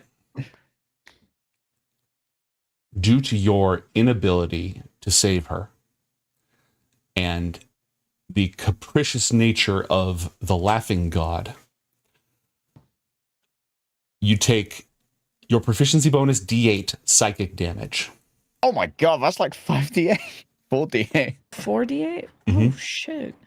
Are you resistant to this still? She's in the she's in the light of truth. You only take 7 points of damage. Baal Fagor, the Grey Jester, can only do so much. Oh, you said 7 damage, right? Because resistance. The Desert Raider is going to immediately shout at everybody to get the hell out of here, everyone to cover, to arms, and then moves to protect you as ordered. Athol's looking like a very important wizard. Yeah, you see all this glowing? Most people can't do this. All right, the Centaur continues to attack the Dream Wraith, not super efficiently, but is bellowing curses at it for killing one of his kin. There is a scream that resounds throughout the entire camp. Not absolute panic, because these are people who are used to life under threat. Instead, it is a rapid response, with everybody immediately disengaging away from the threat and sending out a warning call to everyone else. And on that warning call, we will go to a short break. Don't go anywhere. More Book of Dawn, Ioth Academy, when we return.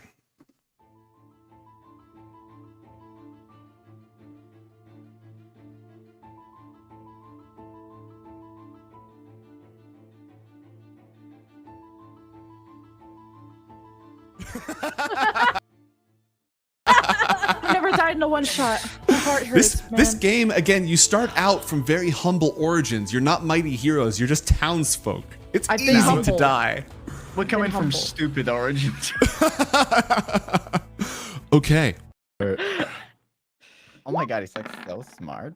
And Tarsamore also saved. So yeah, Alright. the woman is the only one who suffered in this. We live in a The fucking woman's society. the dumb one. Oh, the dice. Dice That's is sexist. okay. How a chain is only as strong as its weakest link when it comes to rituals. Oh, now women are weak. I love this campaign.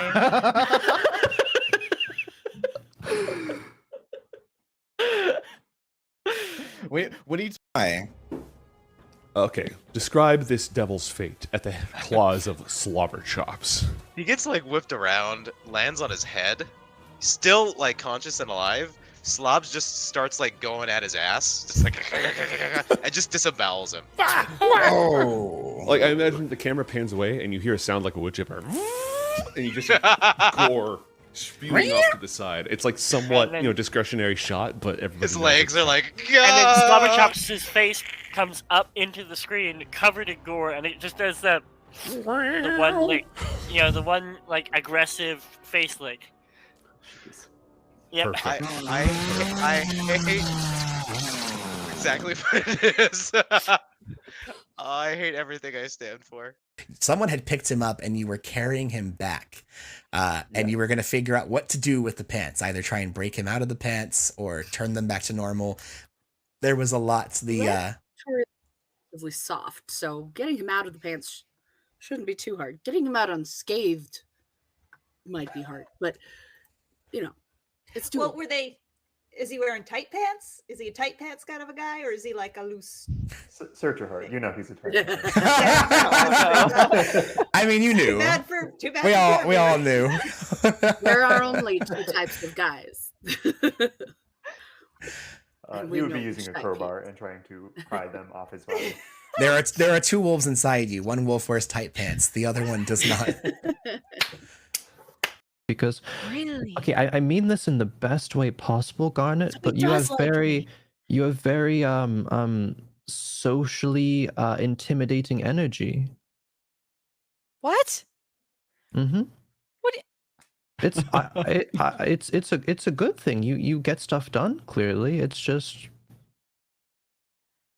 is what it is. So I need to be more useless so that a man can want to feel like they can help me and not be intimidated. No, this I is need to- college. I I don't think that's quite what I was getting at there.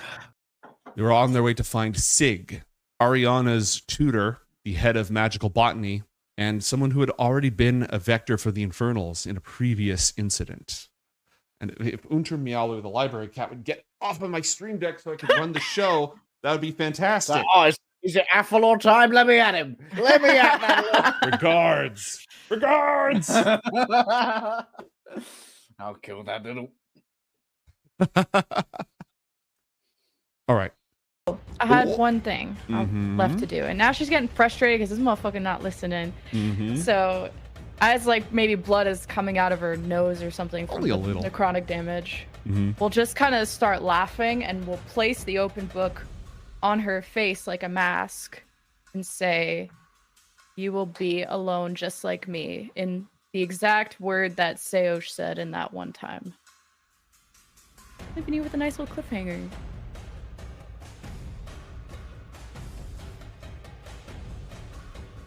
Yeah, okay, bye. What's happening? Okay, so I had some idea that you were going to do something, but I never thought for a moment about using the book as a Vox mask. I have no idea what that does. I have not. I don't know either. Foggy. Knock, knock, knock, knock, knock. Wake up, bitch. We're going shopping. Yep, this tracks. Yep, sorry, Balvi. Go back to sleep again. Goes. Cat butt. Cat butt. Goes, answers the door. Probably steps outside. Just to not disturb Balvi. They would have gotten. They would have gotten Athalor first because he's on the way. How would they have collected Athalor? Mechanical features of a barbarian, which basically means that once per day you can go into a rage, which increases your physical combat prowess. Once? Only one time? Mechanically speaking. Okay. Twice. No, it's twice per day. Twice per day, you can take your normal baseline rage and make it a actually mechanically useful rage. It increases your prowess in hand-to-hand combat, makes you resistant to damage. It doesn't make you better at shooting things. It makes you better at physically beating the crap out of people. It doesn't make me better at shooting things? Nope. Son of a bitch! I'm going into a rage! Jesus Christ. All right, so there's no monsters, and you have now entered a rage. You may do one more rage today. If you stop attacking or taking damage, your rage will end. I'm gonna jerk off! Your last saving throw. Who the...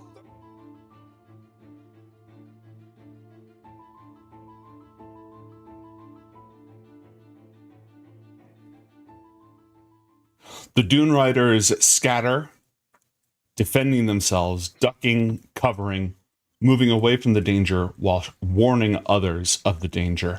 The practiced movements of a people who have had to do this all too often. Even though they are wielding blades against ethereal horrors, nonetheless, the local fighters engage. Unfortunately, unturning this one that is was turned. Actually, you know what? Hold on. Pevom's used to being a war leader. I think that he could order them to do otherwise. Yeah. They will not do that. You can Let stay. my demons go. Hey-oh, hey-oh. Get that one. All right. Instead, that 1 point of damage goes to the one that is wearing garnet like a skin suit. Wait, he's actually on me? No. Oh. I'm exaggerating for dramatic effect. Oh, the other guy. Yeah, the one that's disguised as you. The one that took on your appearance. The rest of them are moving in, and they, like, all they can do is chip damage, but they're going to do that goddamn chip damage. Garnet, your turn while I move NPCs.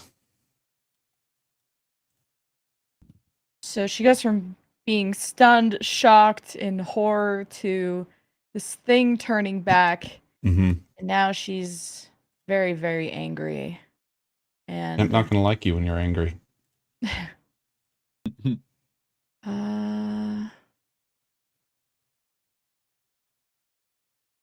how dare you use his face? And she'll go to grab his throat. Does it have a throat? Mm-hmm. Yeah, it's Can't tell. incorporeal, but it does have kind of a throat. Whoop. And she's going to use maddening whispers as she says this Okay. to kind of not stun, but incapacitate him. How dare you wear his face?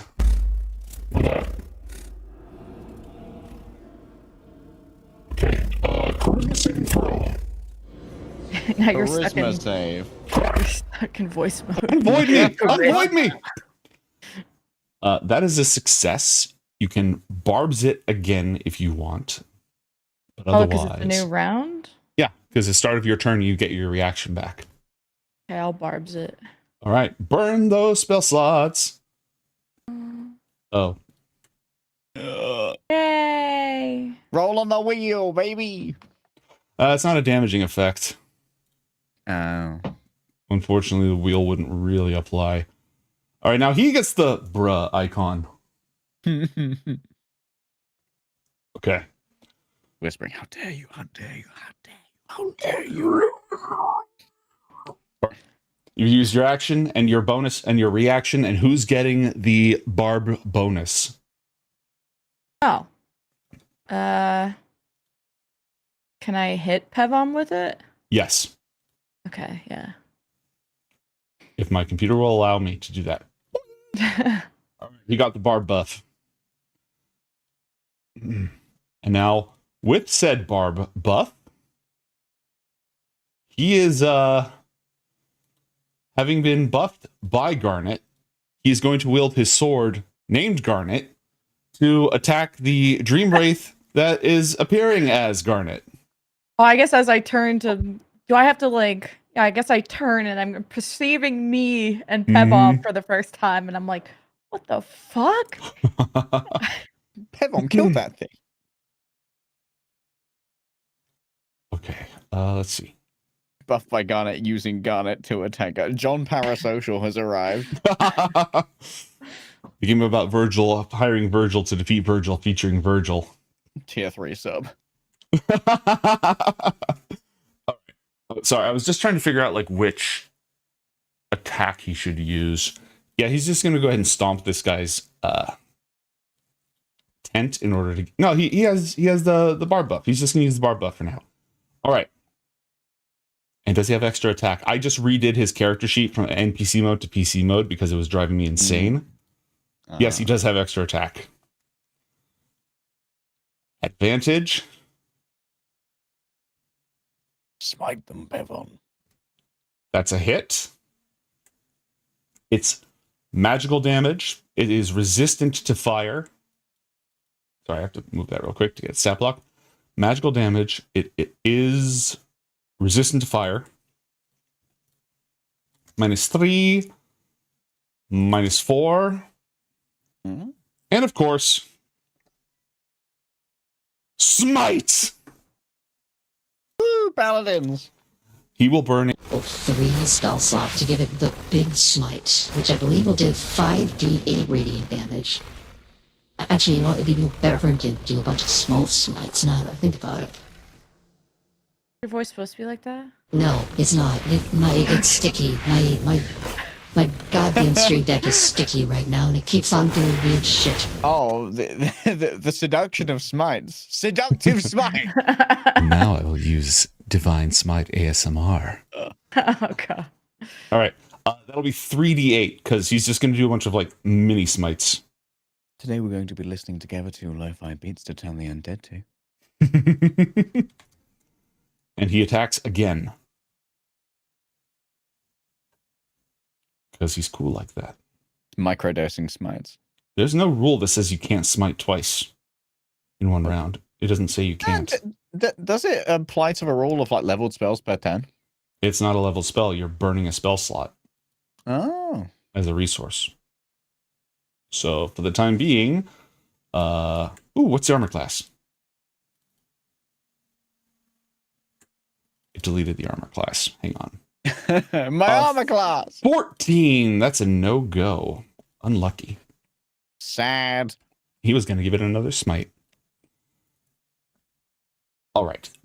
The sage, having dropped the lantern, is probably going to take a page out of Athalor's book.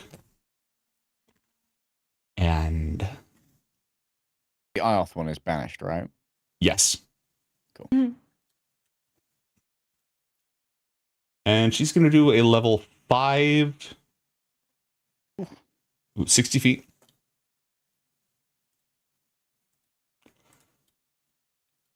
You've got that one on lock. Yeah, she'll just do a level 4 because one of them's turn and one of them is getting Ashnaz Gdurbatulukt.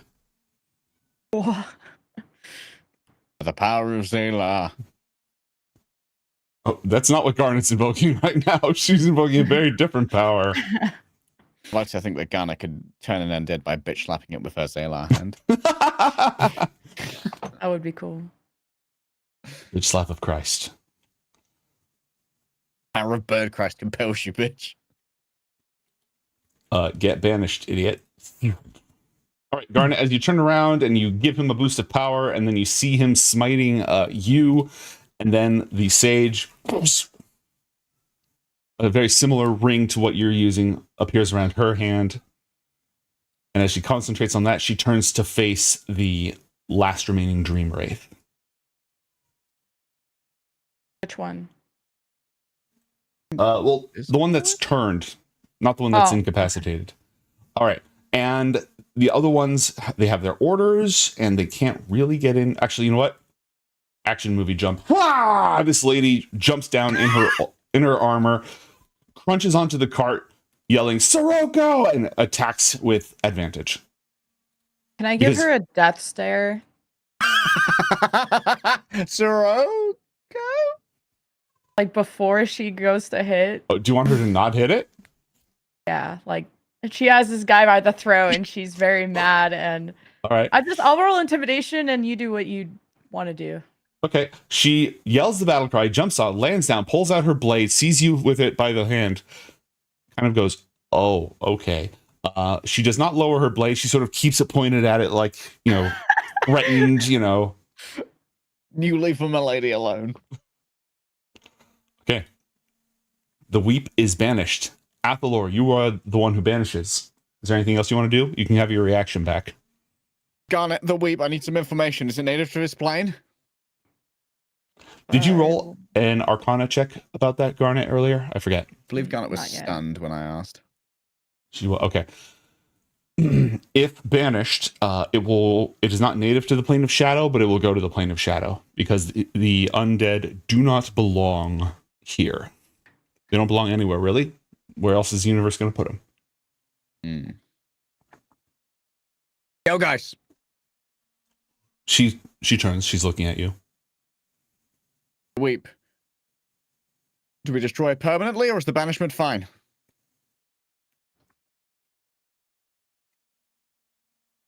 It cannot easily return. Well, I guess I'll hold it down. All right. You are holding it down. Is there anything else you wish to do? Yeah, I'll just celestial. This guy's still turned. You know what? I'll let someone with more burst do it. I'm just gonna take the dodge action. Okay. The Dream Wraiths. Does he get a new save when you Ashnaz Gdurbatuluk, Ashnaz Gimbatul? No, it does not get a new saving throw. Once it's locked down, it's locked down. Sucks to be him. All right. The Dream Wraith is retreating, and Pevom is actually going to use his attack of opportunity against it.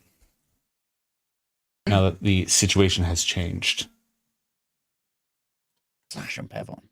He missed.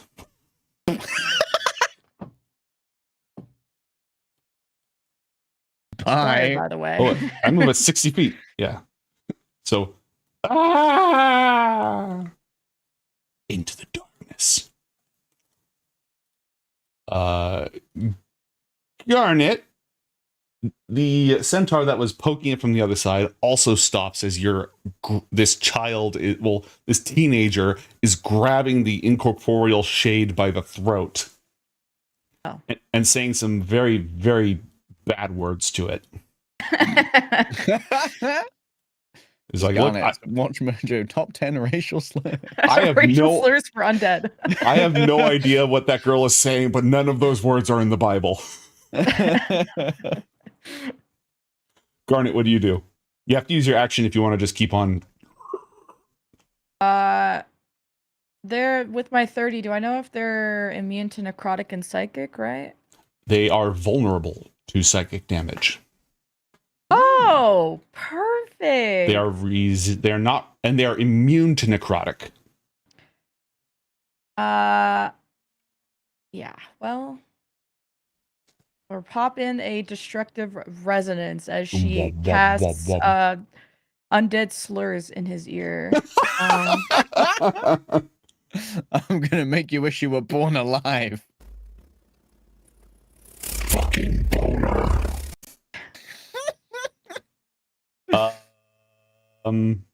This may or may not hit someone else.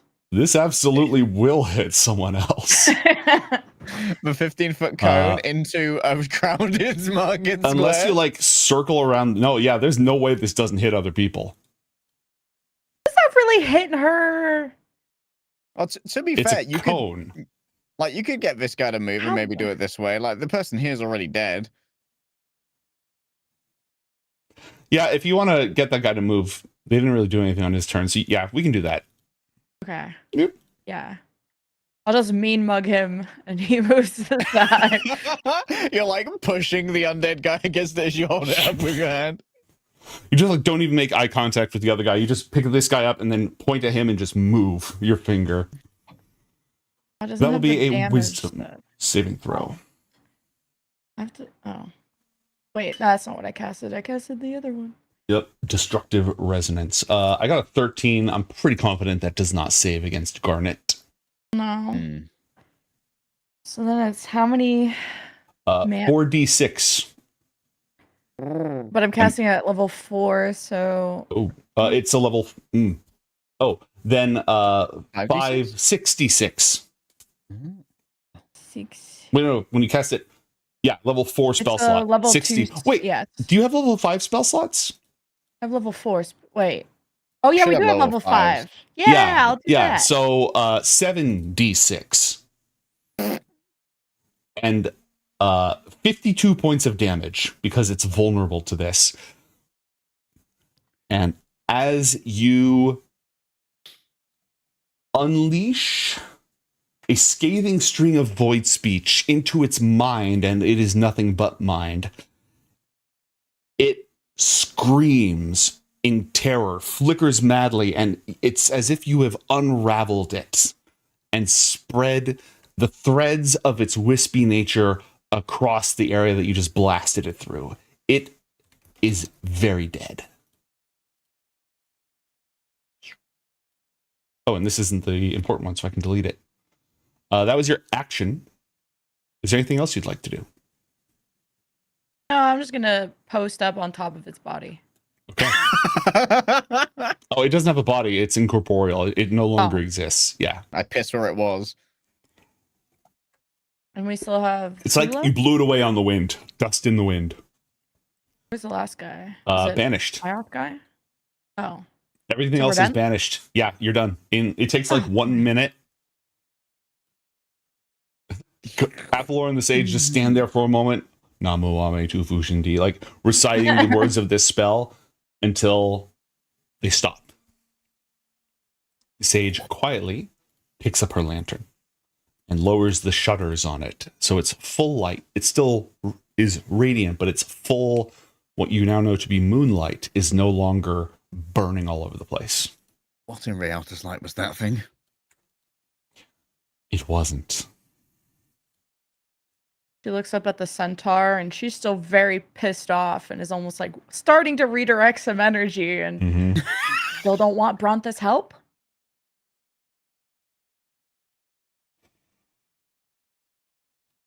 Reaction die.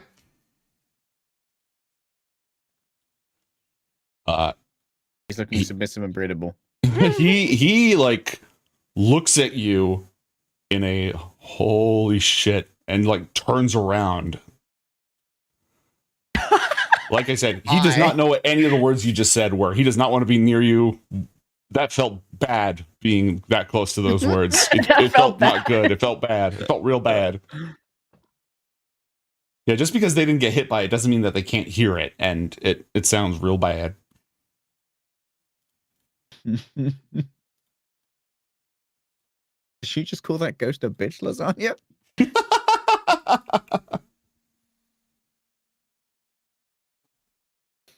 And zoop. Doesn't seem like a run-of-the-mill desert monster. Let's say Was that the original infection vector? Perhaps. Perhaps it was an extinction burst. Do we need to check the other camps for this? Yes.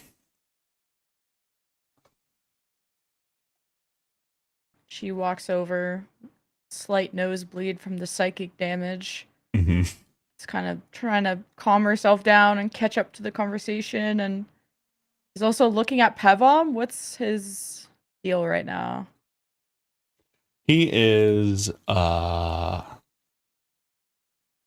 breathing heavily, not from exertion, but from like coming down off of adrenaline. And roll an insight check. Athlor, you may do so as well if you wish. Oh, I need this. I'm gonna use a luck die. Come on. Ow! Okay. Athlor, he seems genuinely concerned for her. For Garnet? Yes. Are you hurt? Are you okay? Oh, and she kind of wipes her blood off her nose. Yeah. Yeah. He reaches out. He actually pulls off his gauntlet for a moment, closes his fist and whispers a prayer, and when it's done, there's golden fire, wispy fire, not real fire, burning around his hand. It's cure wounds, and he sort of like gestures towards you as if asking for permission to heal. Does he need to make physical touch, or is it just like a... It's a touch spell. If I heal? She'll just put her hand out, I Mhm. guess. Dink. Dude. Is Garnet's vibe awkward with Pevom? It's very like, there's some unsaid stuff right now. Mm-hmm. And she's still shocked over the dad appearance because that's still a fresh thing. And thanks. Was that me in front of you back then? No. If it was you, you would have been fighting alongside me, not against me.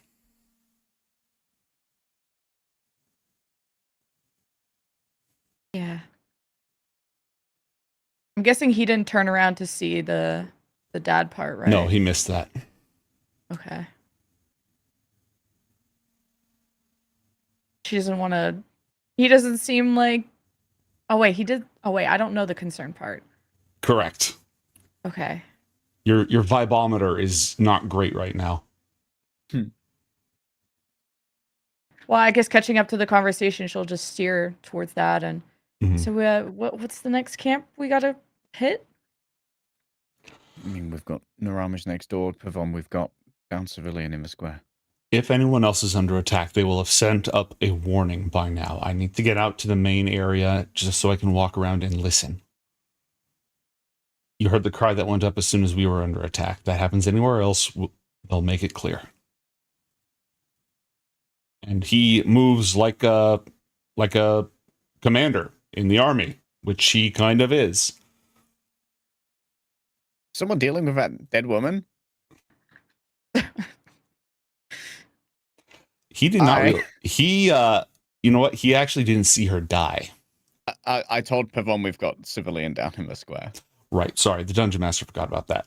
So he would not just like walk past her. He would absolutely not walk past her.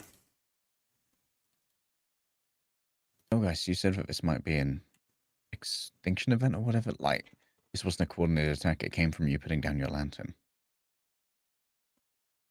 Or treating whoever was in there. Did you find them like that? No. So they were revealed.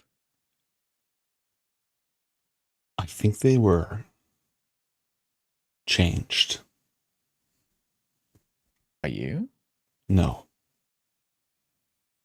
It is clear to me, as it was by your research, that this is the work of our enemy.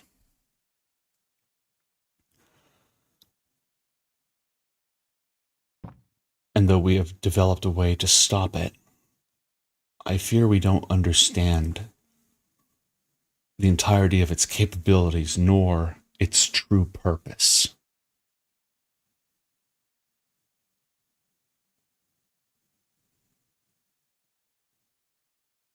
What do we know about these weeb creatures? Do they... What would they have to gain from this plague? Do they feed on misery?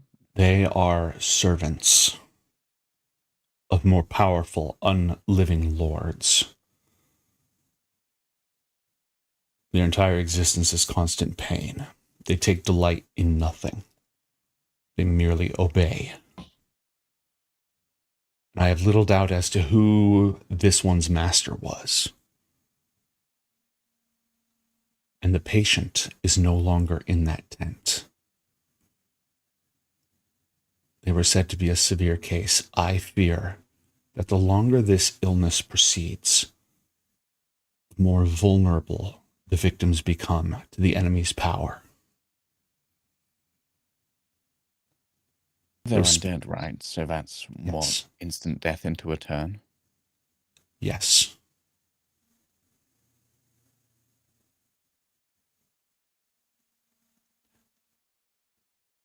If he could do that en masse,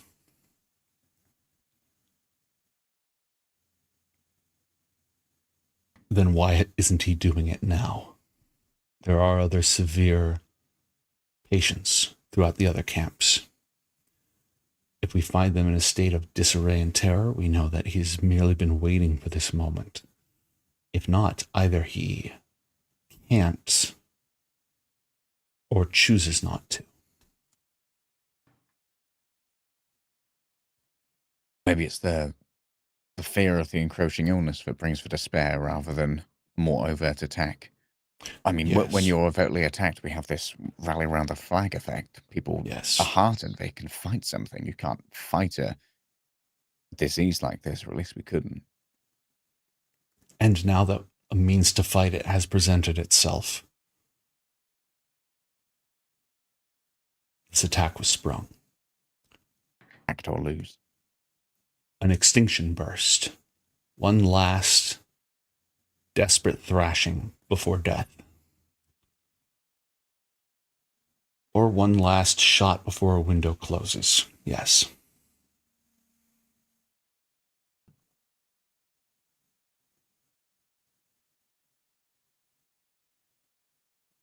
So best option here would be... we continue our work. And if we hear of any other such transformations, we tend to those first. Could transport the worst affected to Kalos Court and then have you cure them there. Perhaps. They couldn't be turned inside. Or any Zalarian church. But there must be a close outpost. No. Not close. Hundreds of miles away. No missions. No. such things would have just begun with. And she looks over at Pevom. His parents. Their generation. But we continue the work. We deny him his feast.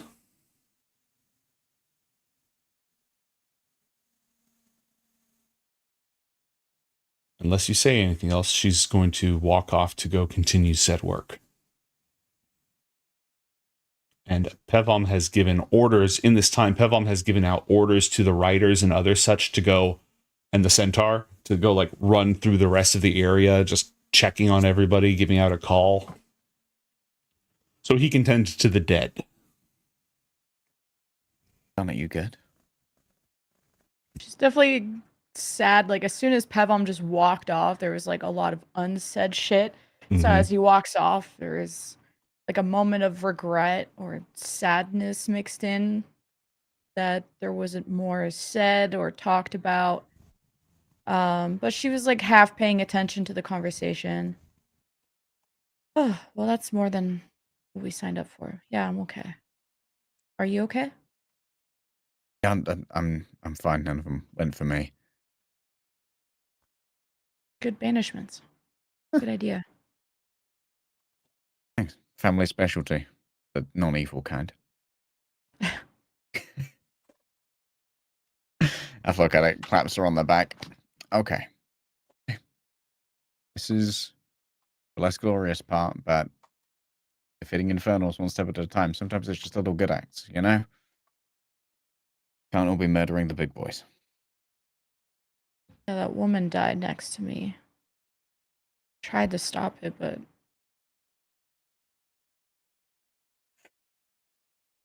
feel bad. We're here to help. There's nothing you could do. Nothing I could do.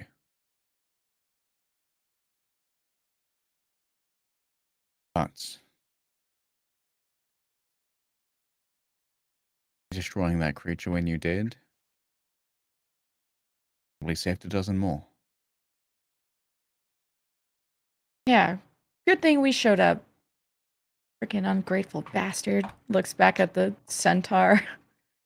Who has like you see him as he's like leaving because Pevom just gave him orders to go check on everybody else. So like he's just got bossed and he's on his way out.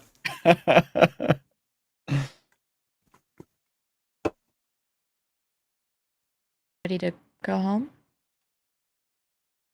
Yeah. You say Pevom was having macabre dreams? Yeah. Try not to match that vibe. That wasn't your fault. Yeah. Kind of used to it by now. Him, I thought he would be, but hasn't seen enough of it. Hasn't seen what we seen. All of the people that we've seen die, we haven't had the luxury of hanging around. Pevom's been here as a medic. We would have got to have known the people beforehand.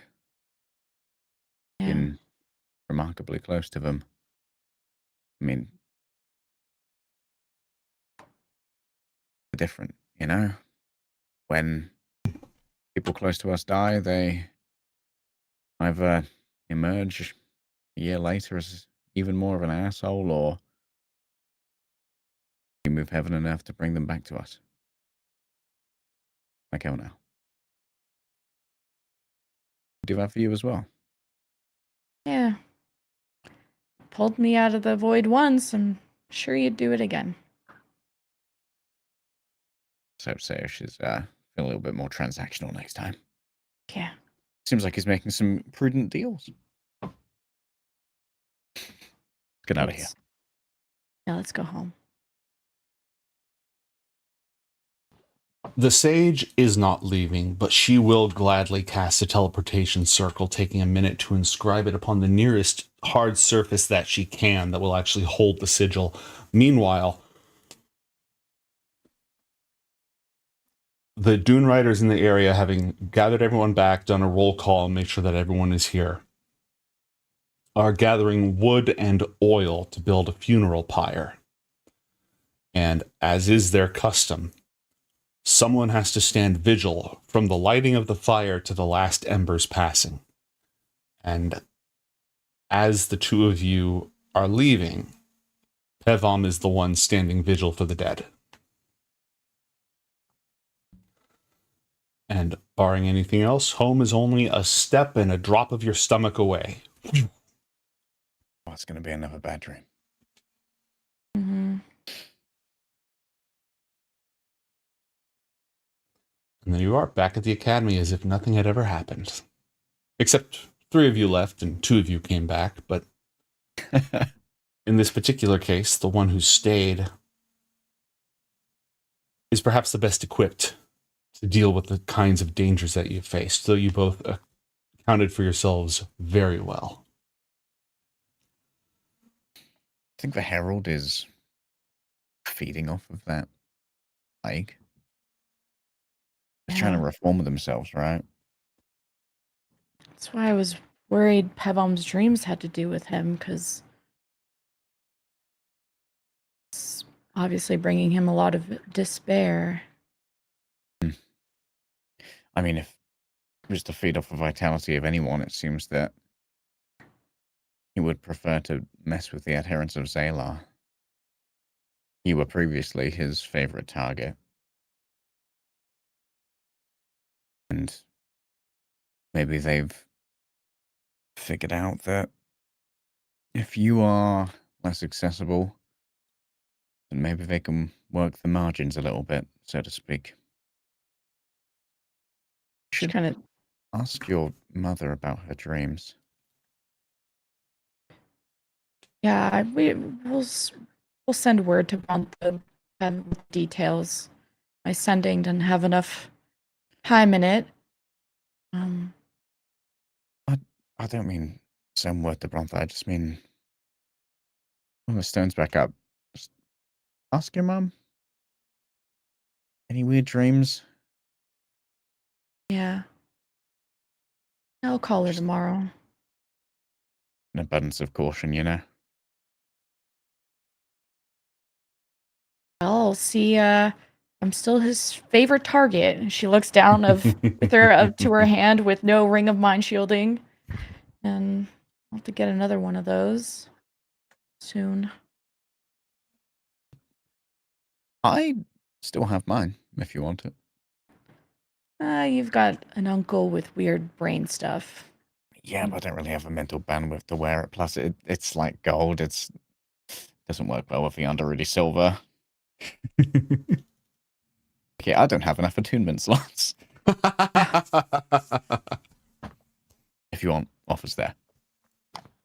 She like rolls her eyes at the whole silver comment, and she sticks out her hand with like fingers pointed outwards, like ring me. I thought like grabs her like milady and like drags her over towards his room. Let's go find that ring. And I will transfer my ring of mind shielding, which I was no longer attuned to, so had no effect. All right, and I just made sure that I put one on Pevom's character sheet. Wunderbar. Awesome. Okay, I guess that wraps the up to long rest. Yeah. Have a long rest. Awesome. New sending stone. Surrounded by the protective wards that the sage has instructed you to create. And therefore, if you have any troublesome turmoil dreams, they arise entirely from your own mind. Oh.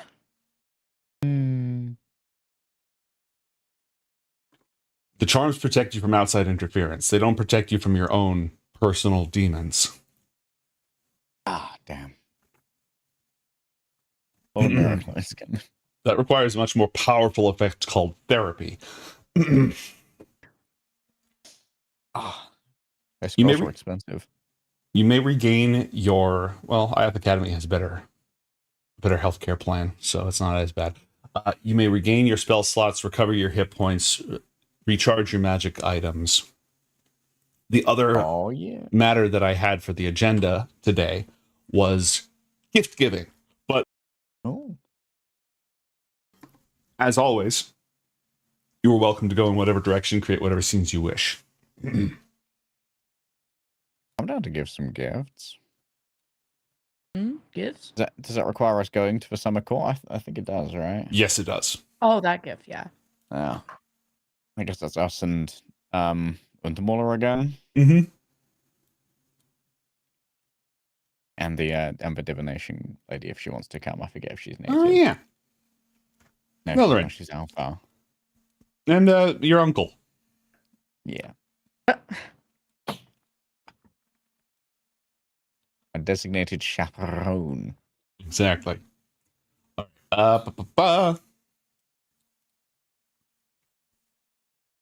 Did you want to talk to your mom first or anything else, Garnet? Oh. Is there something better than ascending for conversations? There really ought to be. Like, there very much ought to be, because Ioth Academy is a unique setting while it lasts, in that it is so high magic. Most of Anakra is not this high magic, where they just have, like, everyone's got sending stones, and it starts sort of taking on the technology role. Mm-hmm. I'm adding that to my notes that somebody should develop something like that. I figured the easiest thing would probably be like permanent high magic elevation of like the telepathy spell. Project image. Actually.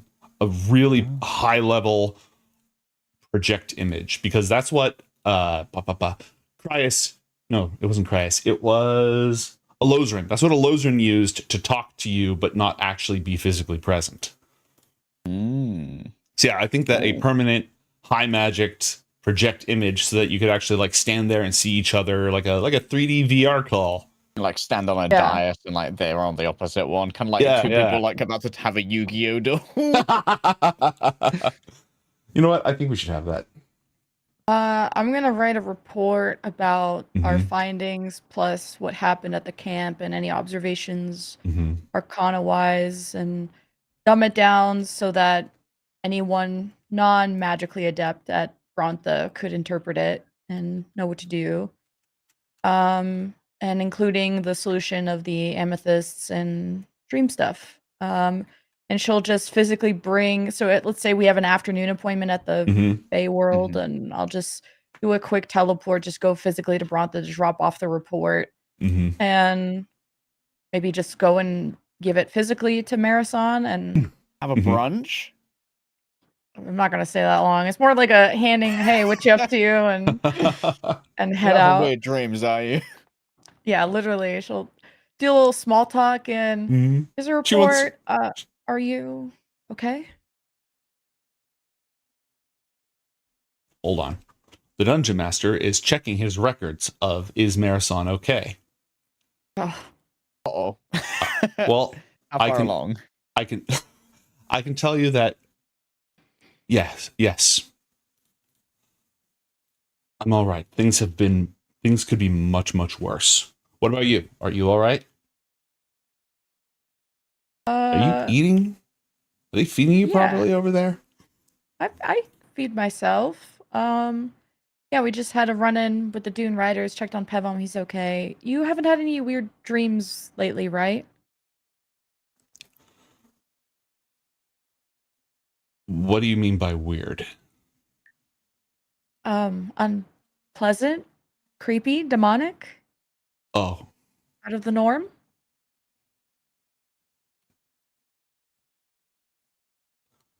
all right. Cough it up. Oh. What's wrong? No, wait. That's not fair. I have not had any demonic dreams recently. Okay. Good. And no, you? Just... What aren't you telling me? What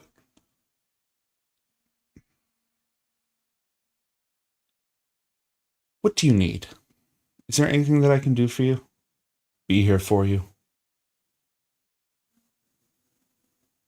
You've got... Just one of the apparitions took the form of Dad, and it was just a little soon. That's all. I killed it. Good. Pevom's okay, and I swear I saw an apparition of me in front of Pevom too, but that was weird. everything's been weird. That's why I just wanted to come check. And well, this lengthy report, which is definitely up your aisle, will explain everything better than I can right now. I'll read the whole thing. Come here. And she goes for like a I will not be taking any questions hug. She's like, oh, just like surprised and gets pulled in. And all right, It's like a semi. She's not wearing her full armor, but like even when she's not on the job, she's wearing like at least a leather tunic or some chainmail or something. So it's just crunch, not crunching you, but heavy hug. She grabs you. She strokes your hair on the back, and she says, she didn't say the Pevom part. The Pevom is not doing well, so she left that part out. So, oh fuck. Okay. The mom, look, the momdar is real. She's like staring her down. Pevom worries me. That's all.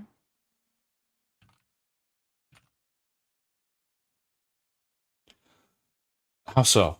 What's wrong? Is he all? I'm not trying to. Is he getting something wrong? I'm not trying to embarrass him in front of his boss.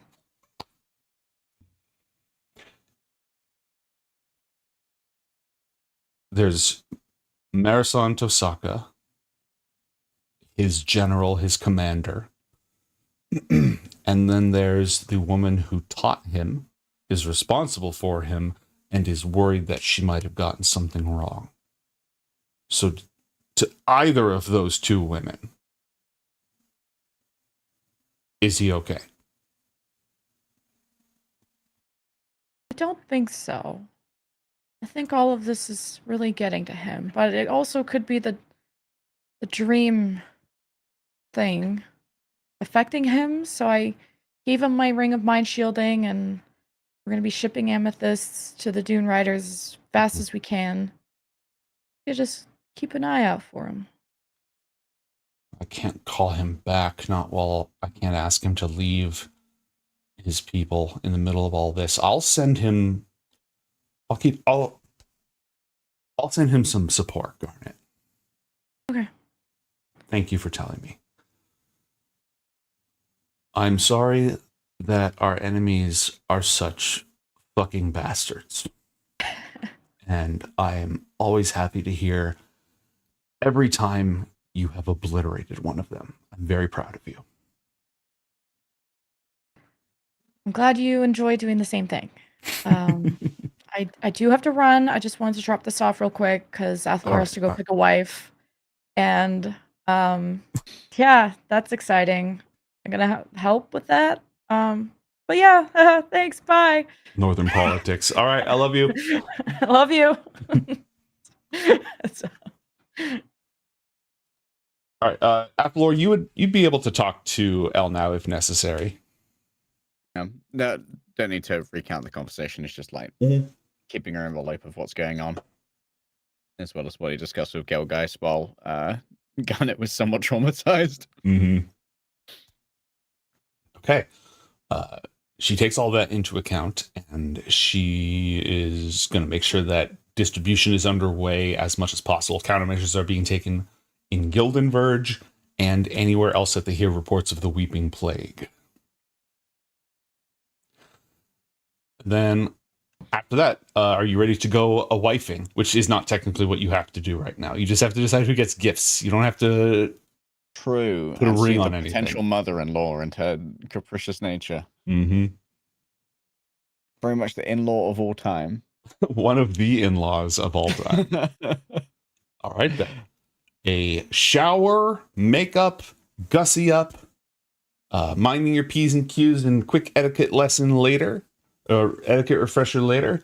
You teleport once again to the shimmering glades of the Emerald Pools, the seat of summer's power.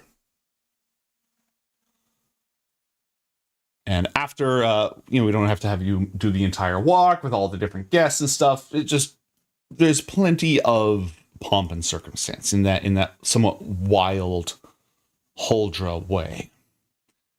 And once again, Queen Elowen Antumlair is standing upon the island, and the 3 Treors, guides, nobles, mantle bearers of summer, are standing in the water, as are all the dignitaries, either with their shoes off or a mental note to prestidigitation themselves so they don't have soggy socks on the way home. Athel also steps into the water.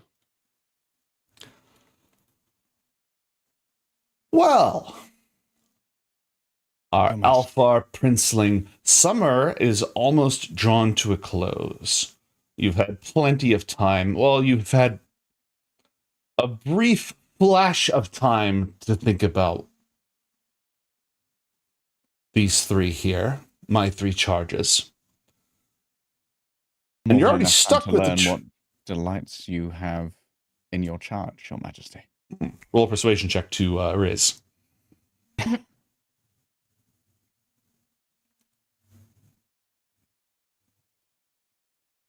23. Ah.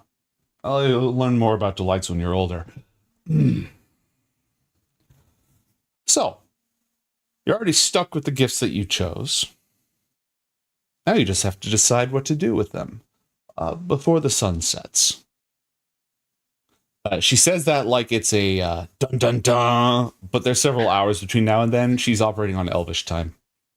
The 3 of them are gathered before you as well, all of them in their finest, which for Dochan is armor. It is like a leather armor tunic. It's a very fancy, filigreed leather armor tunic, but it's a leather armor tunic.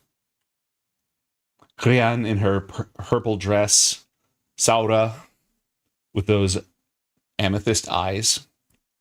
What do you do? I can announce my deductions now.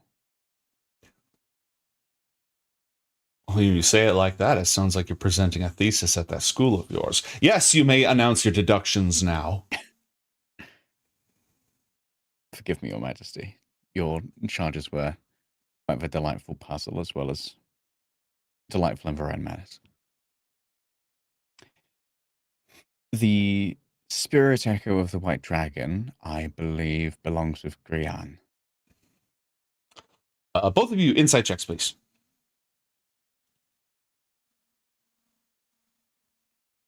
Damn. Damn. Oh, Let's go. She seems surprised. Not unpleasantly so, but definitely surprised by it. The princess or the queen? The princess, Grian, does. She's like surprised at the magnitude of the gift. Like that's it's not a flippant or even passionate token of romance. It is a heavy thing. It is a great deed. It's not serious insofar as, oh, he must be serious about me, but like taking me seriously sort of thing. So she is very surprised, neutral, positive feeling about it. Carry on.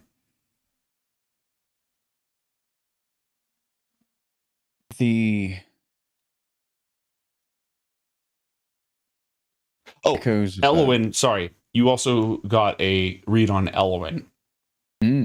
She's like, what the fuck? Not in a this kid's off his rocker way, but like obviously that went to Do-Chen. I mean, she's the big buff archer lady. She gets the dead dragon. What is this kid doing? Not like he's fucking it up, but like, what is his game? Carry on.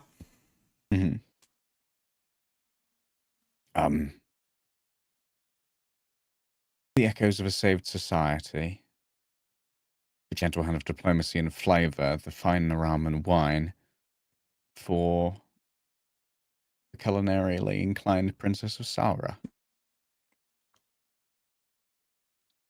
She'll go ahead and step forward and hold out her hands to like receive the bottle. Very, very graciously, a small, what's the word I'm looking for? bemused smile on her face. Definite eye contact. And almost like a made of D's bow, I suppose. Giving her a bottle of yeah, wine. a little bit like that. There's a bit of theatre to it.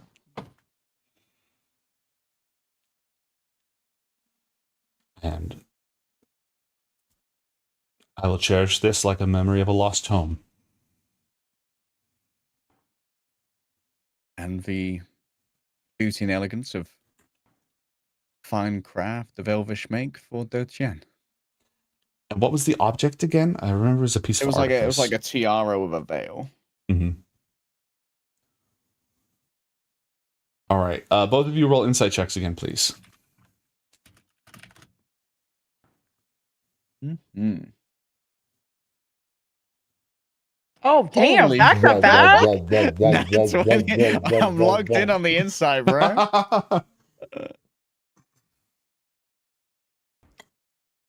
Elowen thinks that the wine made sense, and the other two gifts are backwards.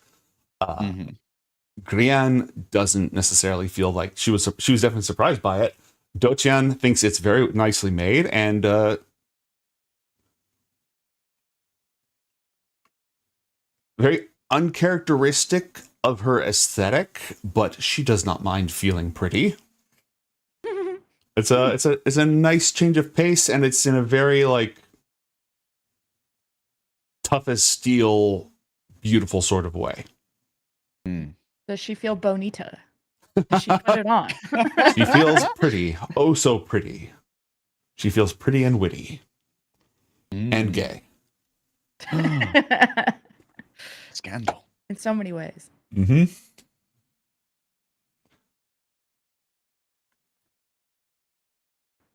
Elowen is standing back there just like, huh.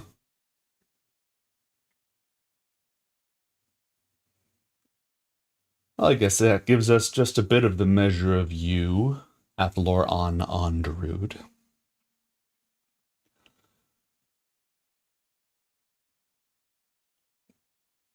What would she say next? She would say, do not questions carry over long in your courtship. I expect this matter to be resolved and chosen swiftly. She does not say it, but that's Elvish swiftly, not human swiftly. I appreciate your grace, your majesty. All right, then. Let's eat. And she has like a whole other, feast basically set up. Several hours of elvish indulgence, which you can attempt to sneak out of, excuse yourself from, or just go with it. And Athalor at least mingles. Mm-hmm. Roll persuasion to mingle. Roll to mingle. Roll a networking check. Oh! Roll a saving throw versus LinkedIn. I'm gonna use one of my luck points on that one. Woo. All right. You barely managed to avoid a grievous faux pas. Athalor was kind of explaining how he didn't give the Spirit Echo to Dotian because he figured that as a hunter she wouldn't want someone else's trophy.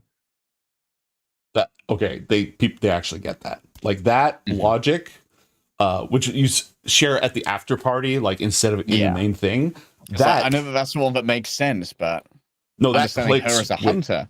Yeah, that very strongly clicks. Not just with like her if you tell her, but like with anyone else that you're hanging out with. They definitely get that. That makes way more sense. Like, yeah, if she should bring you something that she killed. Now she has to kill. It's like now she has to kill something bigger and bring it back. Sucks to be I have her. no intention of killing your princesses, although I'm sure she could take it. That's the faux pas you almost avoided. Everyone's like, killing what? Garnet, do you mingle excuse yourself, sneak out, or a fourth secret thing? I guess near the end of the dinner, she'll probably say bye to Dochan because that was the only one she's really even interacted with in a friendly manner, and kind of looks at her tiara and, wear that or gift that to your princess that you want to choose. She says in like a jokingly way, but He's like, we can swap it.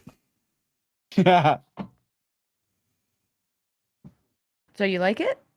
Yeah, look, it's great. And she like hands it over to you. Here, you try it. Just like awkwardly puts it on and She like reaches over. Rose gold. Yeah, she reaches over and she like gets the veil and puts the veil down over your face. There, how do you feel? Actually, they don't have the same trauma around here. Find a mirror. just shakes her head and Look in the... You look beautiful. You look very, very elegant. Very royal. Ooh, I think the gold works better with your hair than mine. I'm still keeping it, but, you could always sell it. Hands it back to her. She says in a lower tone. Like just what?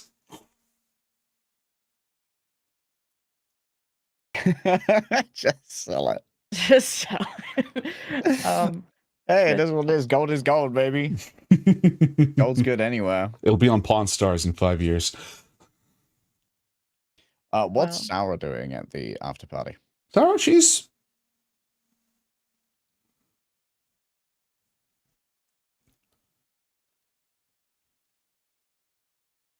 she is hanging out where the conversation is. With you as well. She's not like trying to lure you off into a corner, or if you go off by yourself and don't specifically ask her to come, she's going to stay with where the party is. But like, she's definitely interested in continuing to engage you in conversation as well as everybody else. And Garnet as well. Yeah. Like, she's obviously more interested in Athalor and kind of a smooth, not lazy, but like, yeah, let's see where this goes. But that doesn't mean that she's not interested in talking with Garnet as well. And let's see. She'd love to hear about any of your adventures if you want to share any stories. To me or Athalor? Yes. Well, actually, she's going to specifically ask you, Garnet. I understand most of them are one and the same.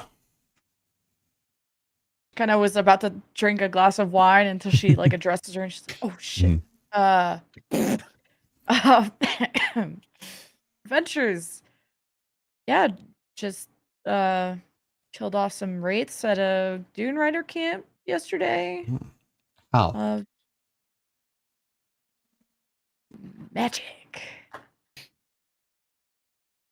This answer does not impress her. She's the magically inclined one, right? She's a cleric. She's the cleric. She's the one that you negged for not being a real mage. Surreal. I don't think. Actually, none of them are mages. But yeah. Oh, well. Damn. Pretenders want to know. What, you want the exact spell? I want to know what it feels like. What it felt like. Magic is just the flow of forces, natural and otherwise, through the body and the soul. Every spell, every power source, every motion has its own feeling and emotions attached to it. You feel something every time you use magic, don't you? Yeah. Happiness. But that magic's probably not a good party trick here. But if you ever visit Ioth Academy, we'll gladly put it on a demo for you. I didn't ask you to demonstrate it. I asked how it feels. But I would not turn down a demonstration next time I find myself there. Magic's great. It can do anything you want. Garnet's received a lot of one-on-one tutoring from Master L now, who, in our circle, is known as the Master of Arcane Devastation. They have similar skill sets. I'm supposed to gas you up, not the other way around. You want me to take your woman? Has she taught you how to destroy the top third of a mountain yet? Ooh, you heard that story. Who hasn't heard that story? The Battle of Mount Keithior. One mage against a dragon. However did she do that?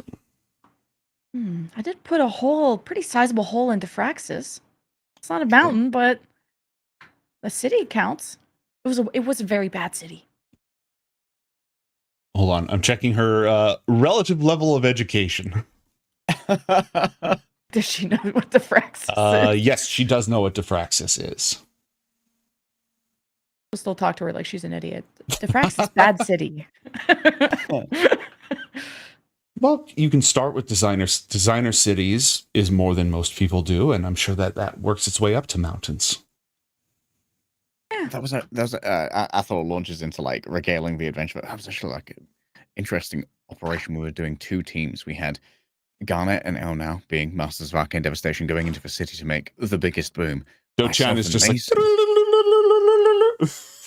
who you met last time. We were infiltrating a tower that had been fashioned by Defraxis into an optical charge weapon, and we commandeered it and used it to destroy their fleet of Machina, which they were about to mobilize against the Academy. It was purely defensive, of course. You tell that he's the brains behind the operation.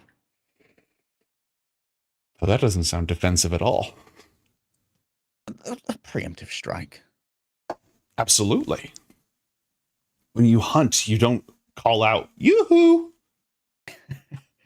You just didn't give them too much notice. You kill them quickly, regardless of if that's what you came to do, regardless of whether they know you're there or they have any intention to strike. If it's your survival, then yeah.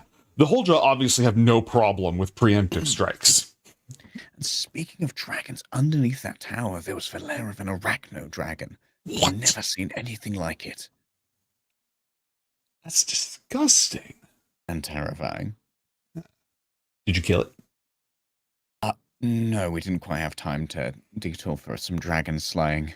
The sabotage was somewhat time sensitive. Do-chan says, well, I guess I know what I have to bring back. I wouldn't recommend braving the Fraxis, just because it's a long walk. Is that the only place where they have spider dragons?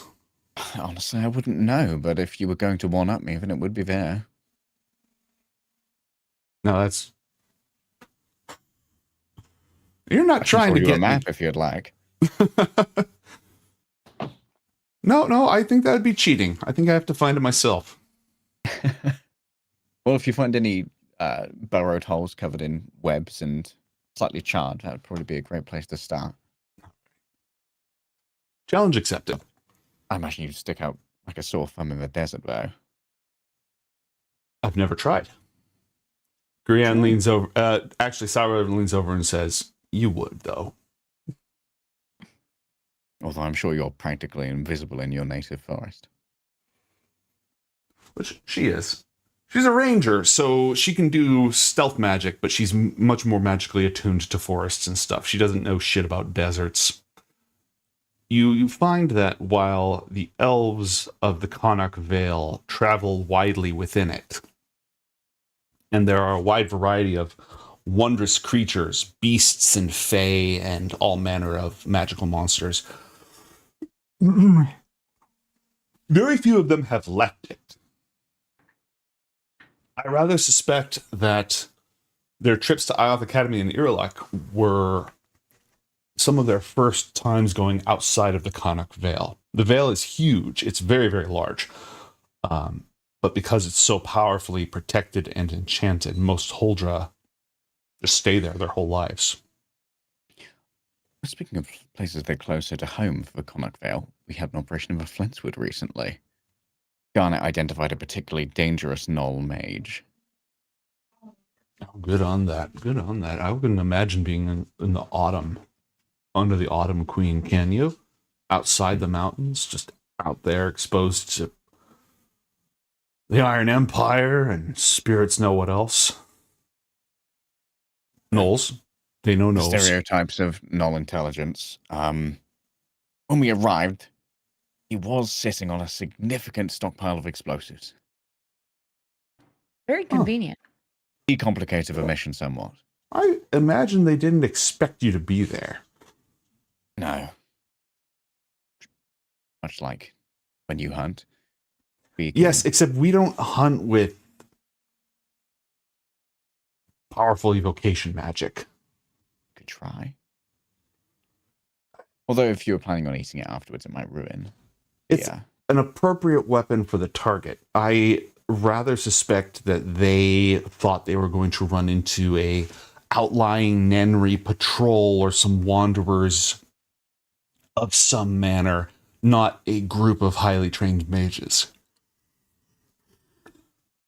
Do you know if many of the Autumn Court have ran into a huge amount of Nenri patrols recently? There's little love lost between Fomhor and Nenri, but no conflict, no violence that I know of. All three of the girls share a meaningful look with each other and with you. And then after a moment's thought, also Garnet. Regardless of the recent troubles, Fomhor has spilt more elvish blood than Nenri has. The Autumn Elves known for infighting a lot? Roll a history check. I've mentioned this before, but this will just be what immediately pops into your mind. Mm-hmm. Oh, is it going to roll? Here we go. 10. The Autumn Wars were a war between Fomhor and all three of the other queens. It happened because of Neve of the Golden Hair and the Lady Rowan, who, after the King of the Connacht Vale, who was imbued with all these powers, a very, very powerful mantle, but was still kind of new at using it, they basically kidnapped him. One of them kidnapped him and then blamed it on the other one, and they turned the elves against each other as part of their feud with each other. The two sisters used the elven courts as proxies until a famous elven paladin, the founder of an order of paladins, journeyed to the other world, rescued the king, and stopped the war. So it's not what like kind of time scale is this? Is this century? No, this was before the death of Arakura. Okay. So it's like 500, 800 plus years. It was a while ago. But the memories of elves are long. They are not Living like memory for elves, but they're not like super bitter about it. It's more like talking about, calling the French cheese-eating surrender monkeys when that when you actually think about it, they lost a very traumatizing, very bad war after a long history of being conquerors and being like very militaristically aggressive. Surrender is not super characteristic of their history, and yet it's what they get splatted with all the time. There was this one little war, the kinslaying happened, now everyone brings it up. You murder one fellow elf, and now suddenly you're the kinslayer. Yeah, we've got a lot of that in Europe. Yeah. But so it's very you have offhand. just 3 rights. Right? It's so it's not like they said it bitterly or with like contempt. It's just sort of easy for them to say. It just sort of pops off them. Very flippant. I heard that Nenri's military was somewhat hamstrung by recent Flenswood campaigns. Not by those who dwell within it, but by the one who drives them. Demons. Many demons. The gnolls fought as if they were possessed because they were.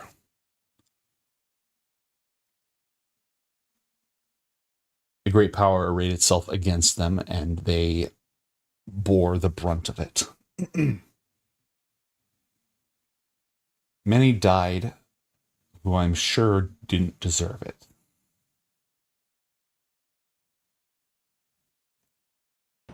I'm sure many more will until we can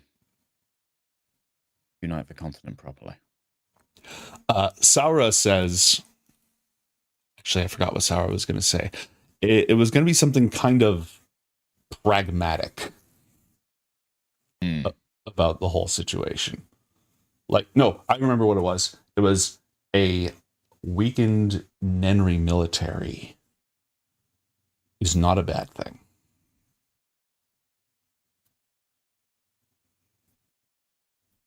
For some more specific games, I'd be inclined to agree. For her neighbors, most definitely. On that, I think they're going to direct the conversation to more small talk things, or not necessarily like super flippant small talk, but they sort of guide the conversation away. They very much made it clear that the three of them are read in on what's going on, but the rank and file of the court of Tomblair are not. And after that, it's dancing and eating and drinking into the wee hours of the night until you say your goodbyes. Okay. Athel probably gets busted up in the mosh pit once more. Roll athletics, give it another go. Yeah, we'll see how we do this time. All right, all right. Okay. All right, we're holding our own in the mosh pit this time, boys. Roll performance check. Elowen's going to make you do a song. Oh, okay. He's like, I've heard you have a lovely singing voice. This is going to be, yeah, there we go. Oh, lucky die, why not? We're about probably getting a long rest after this anyway. Okay, we go with the mid roll, the 11. It is. All right, that's fine. Yeah, you're good. You're good. 16's actually right. 16's actually good.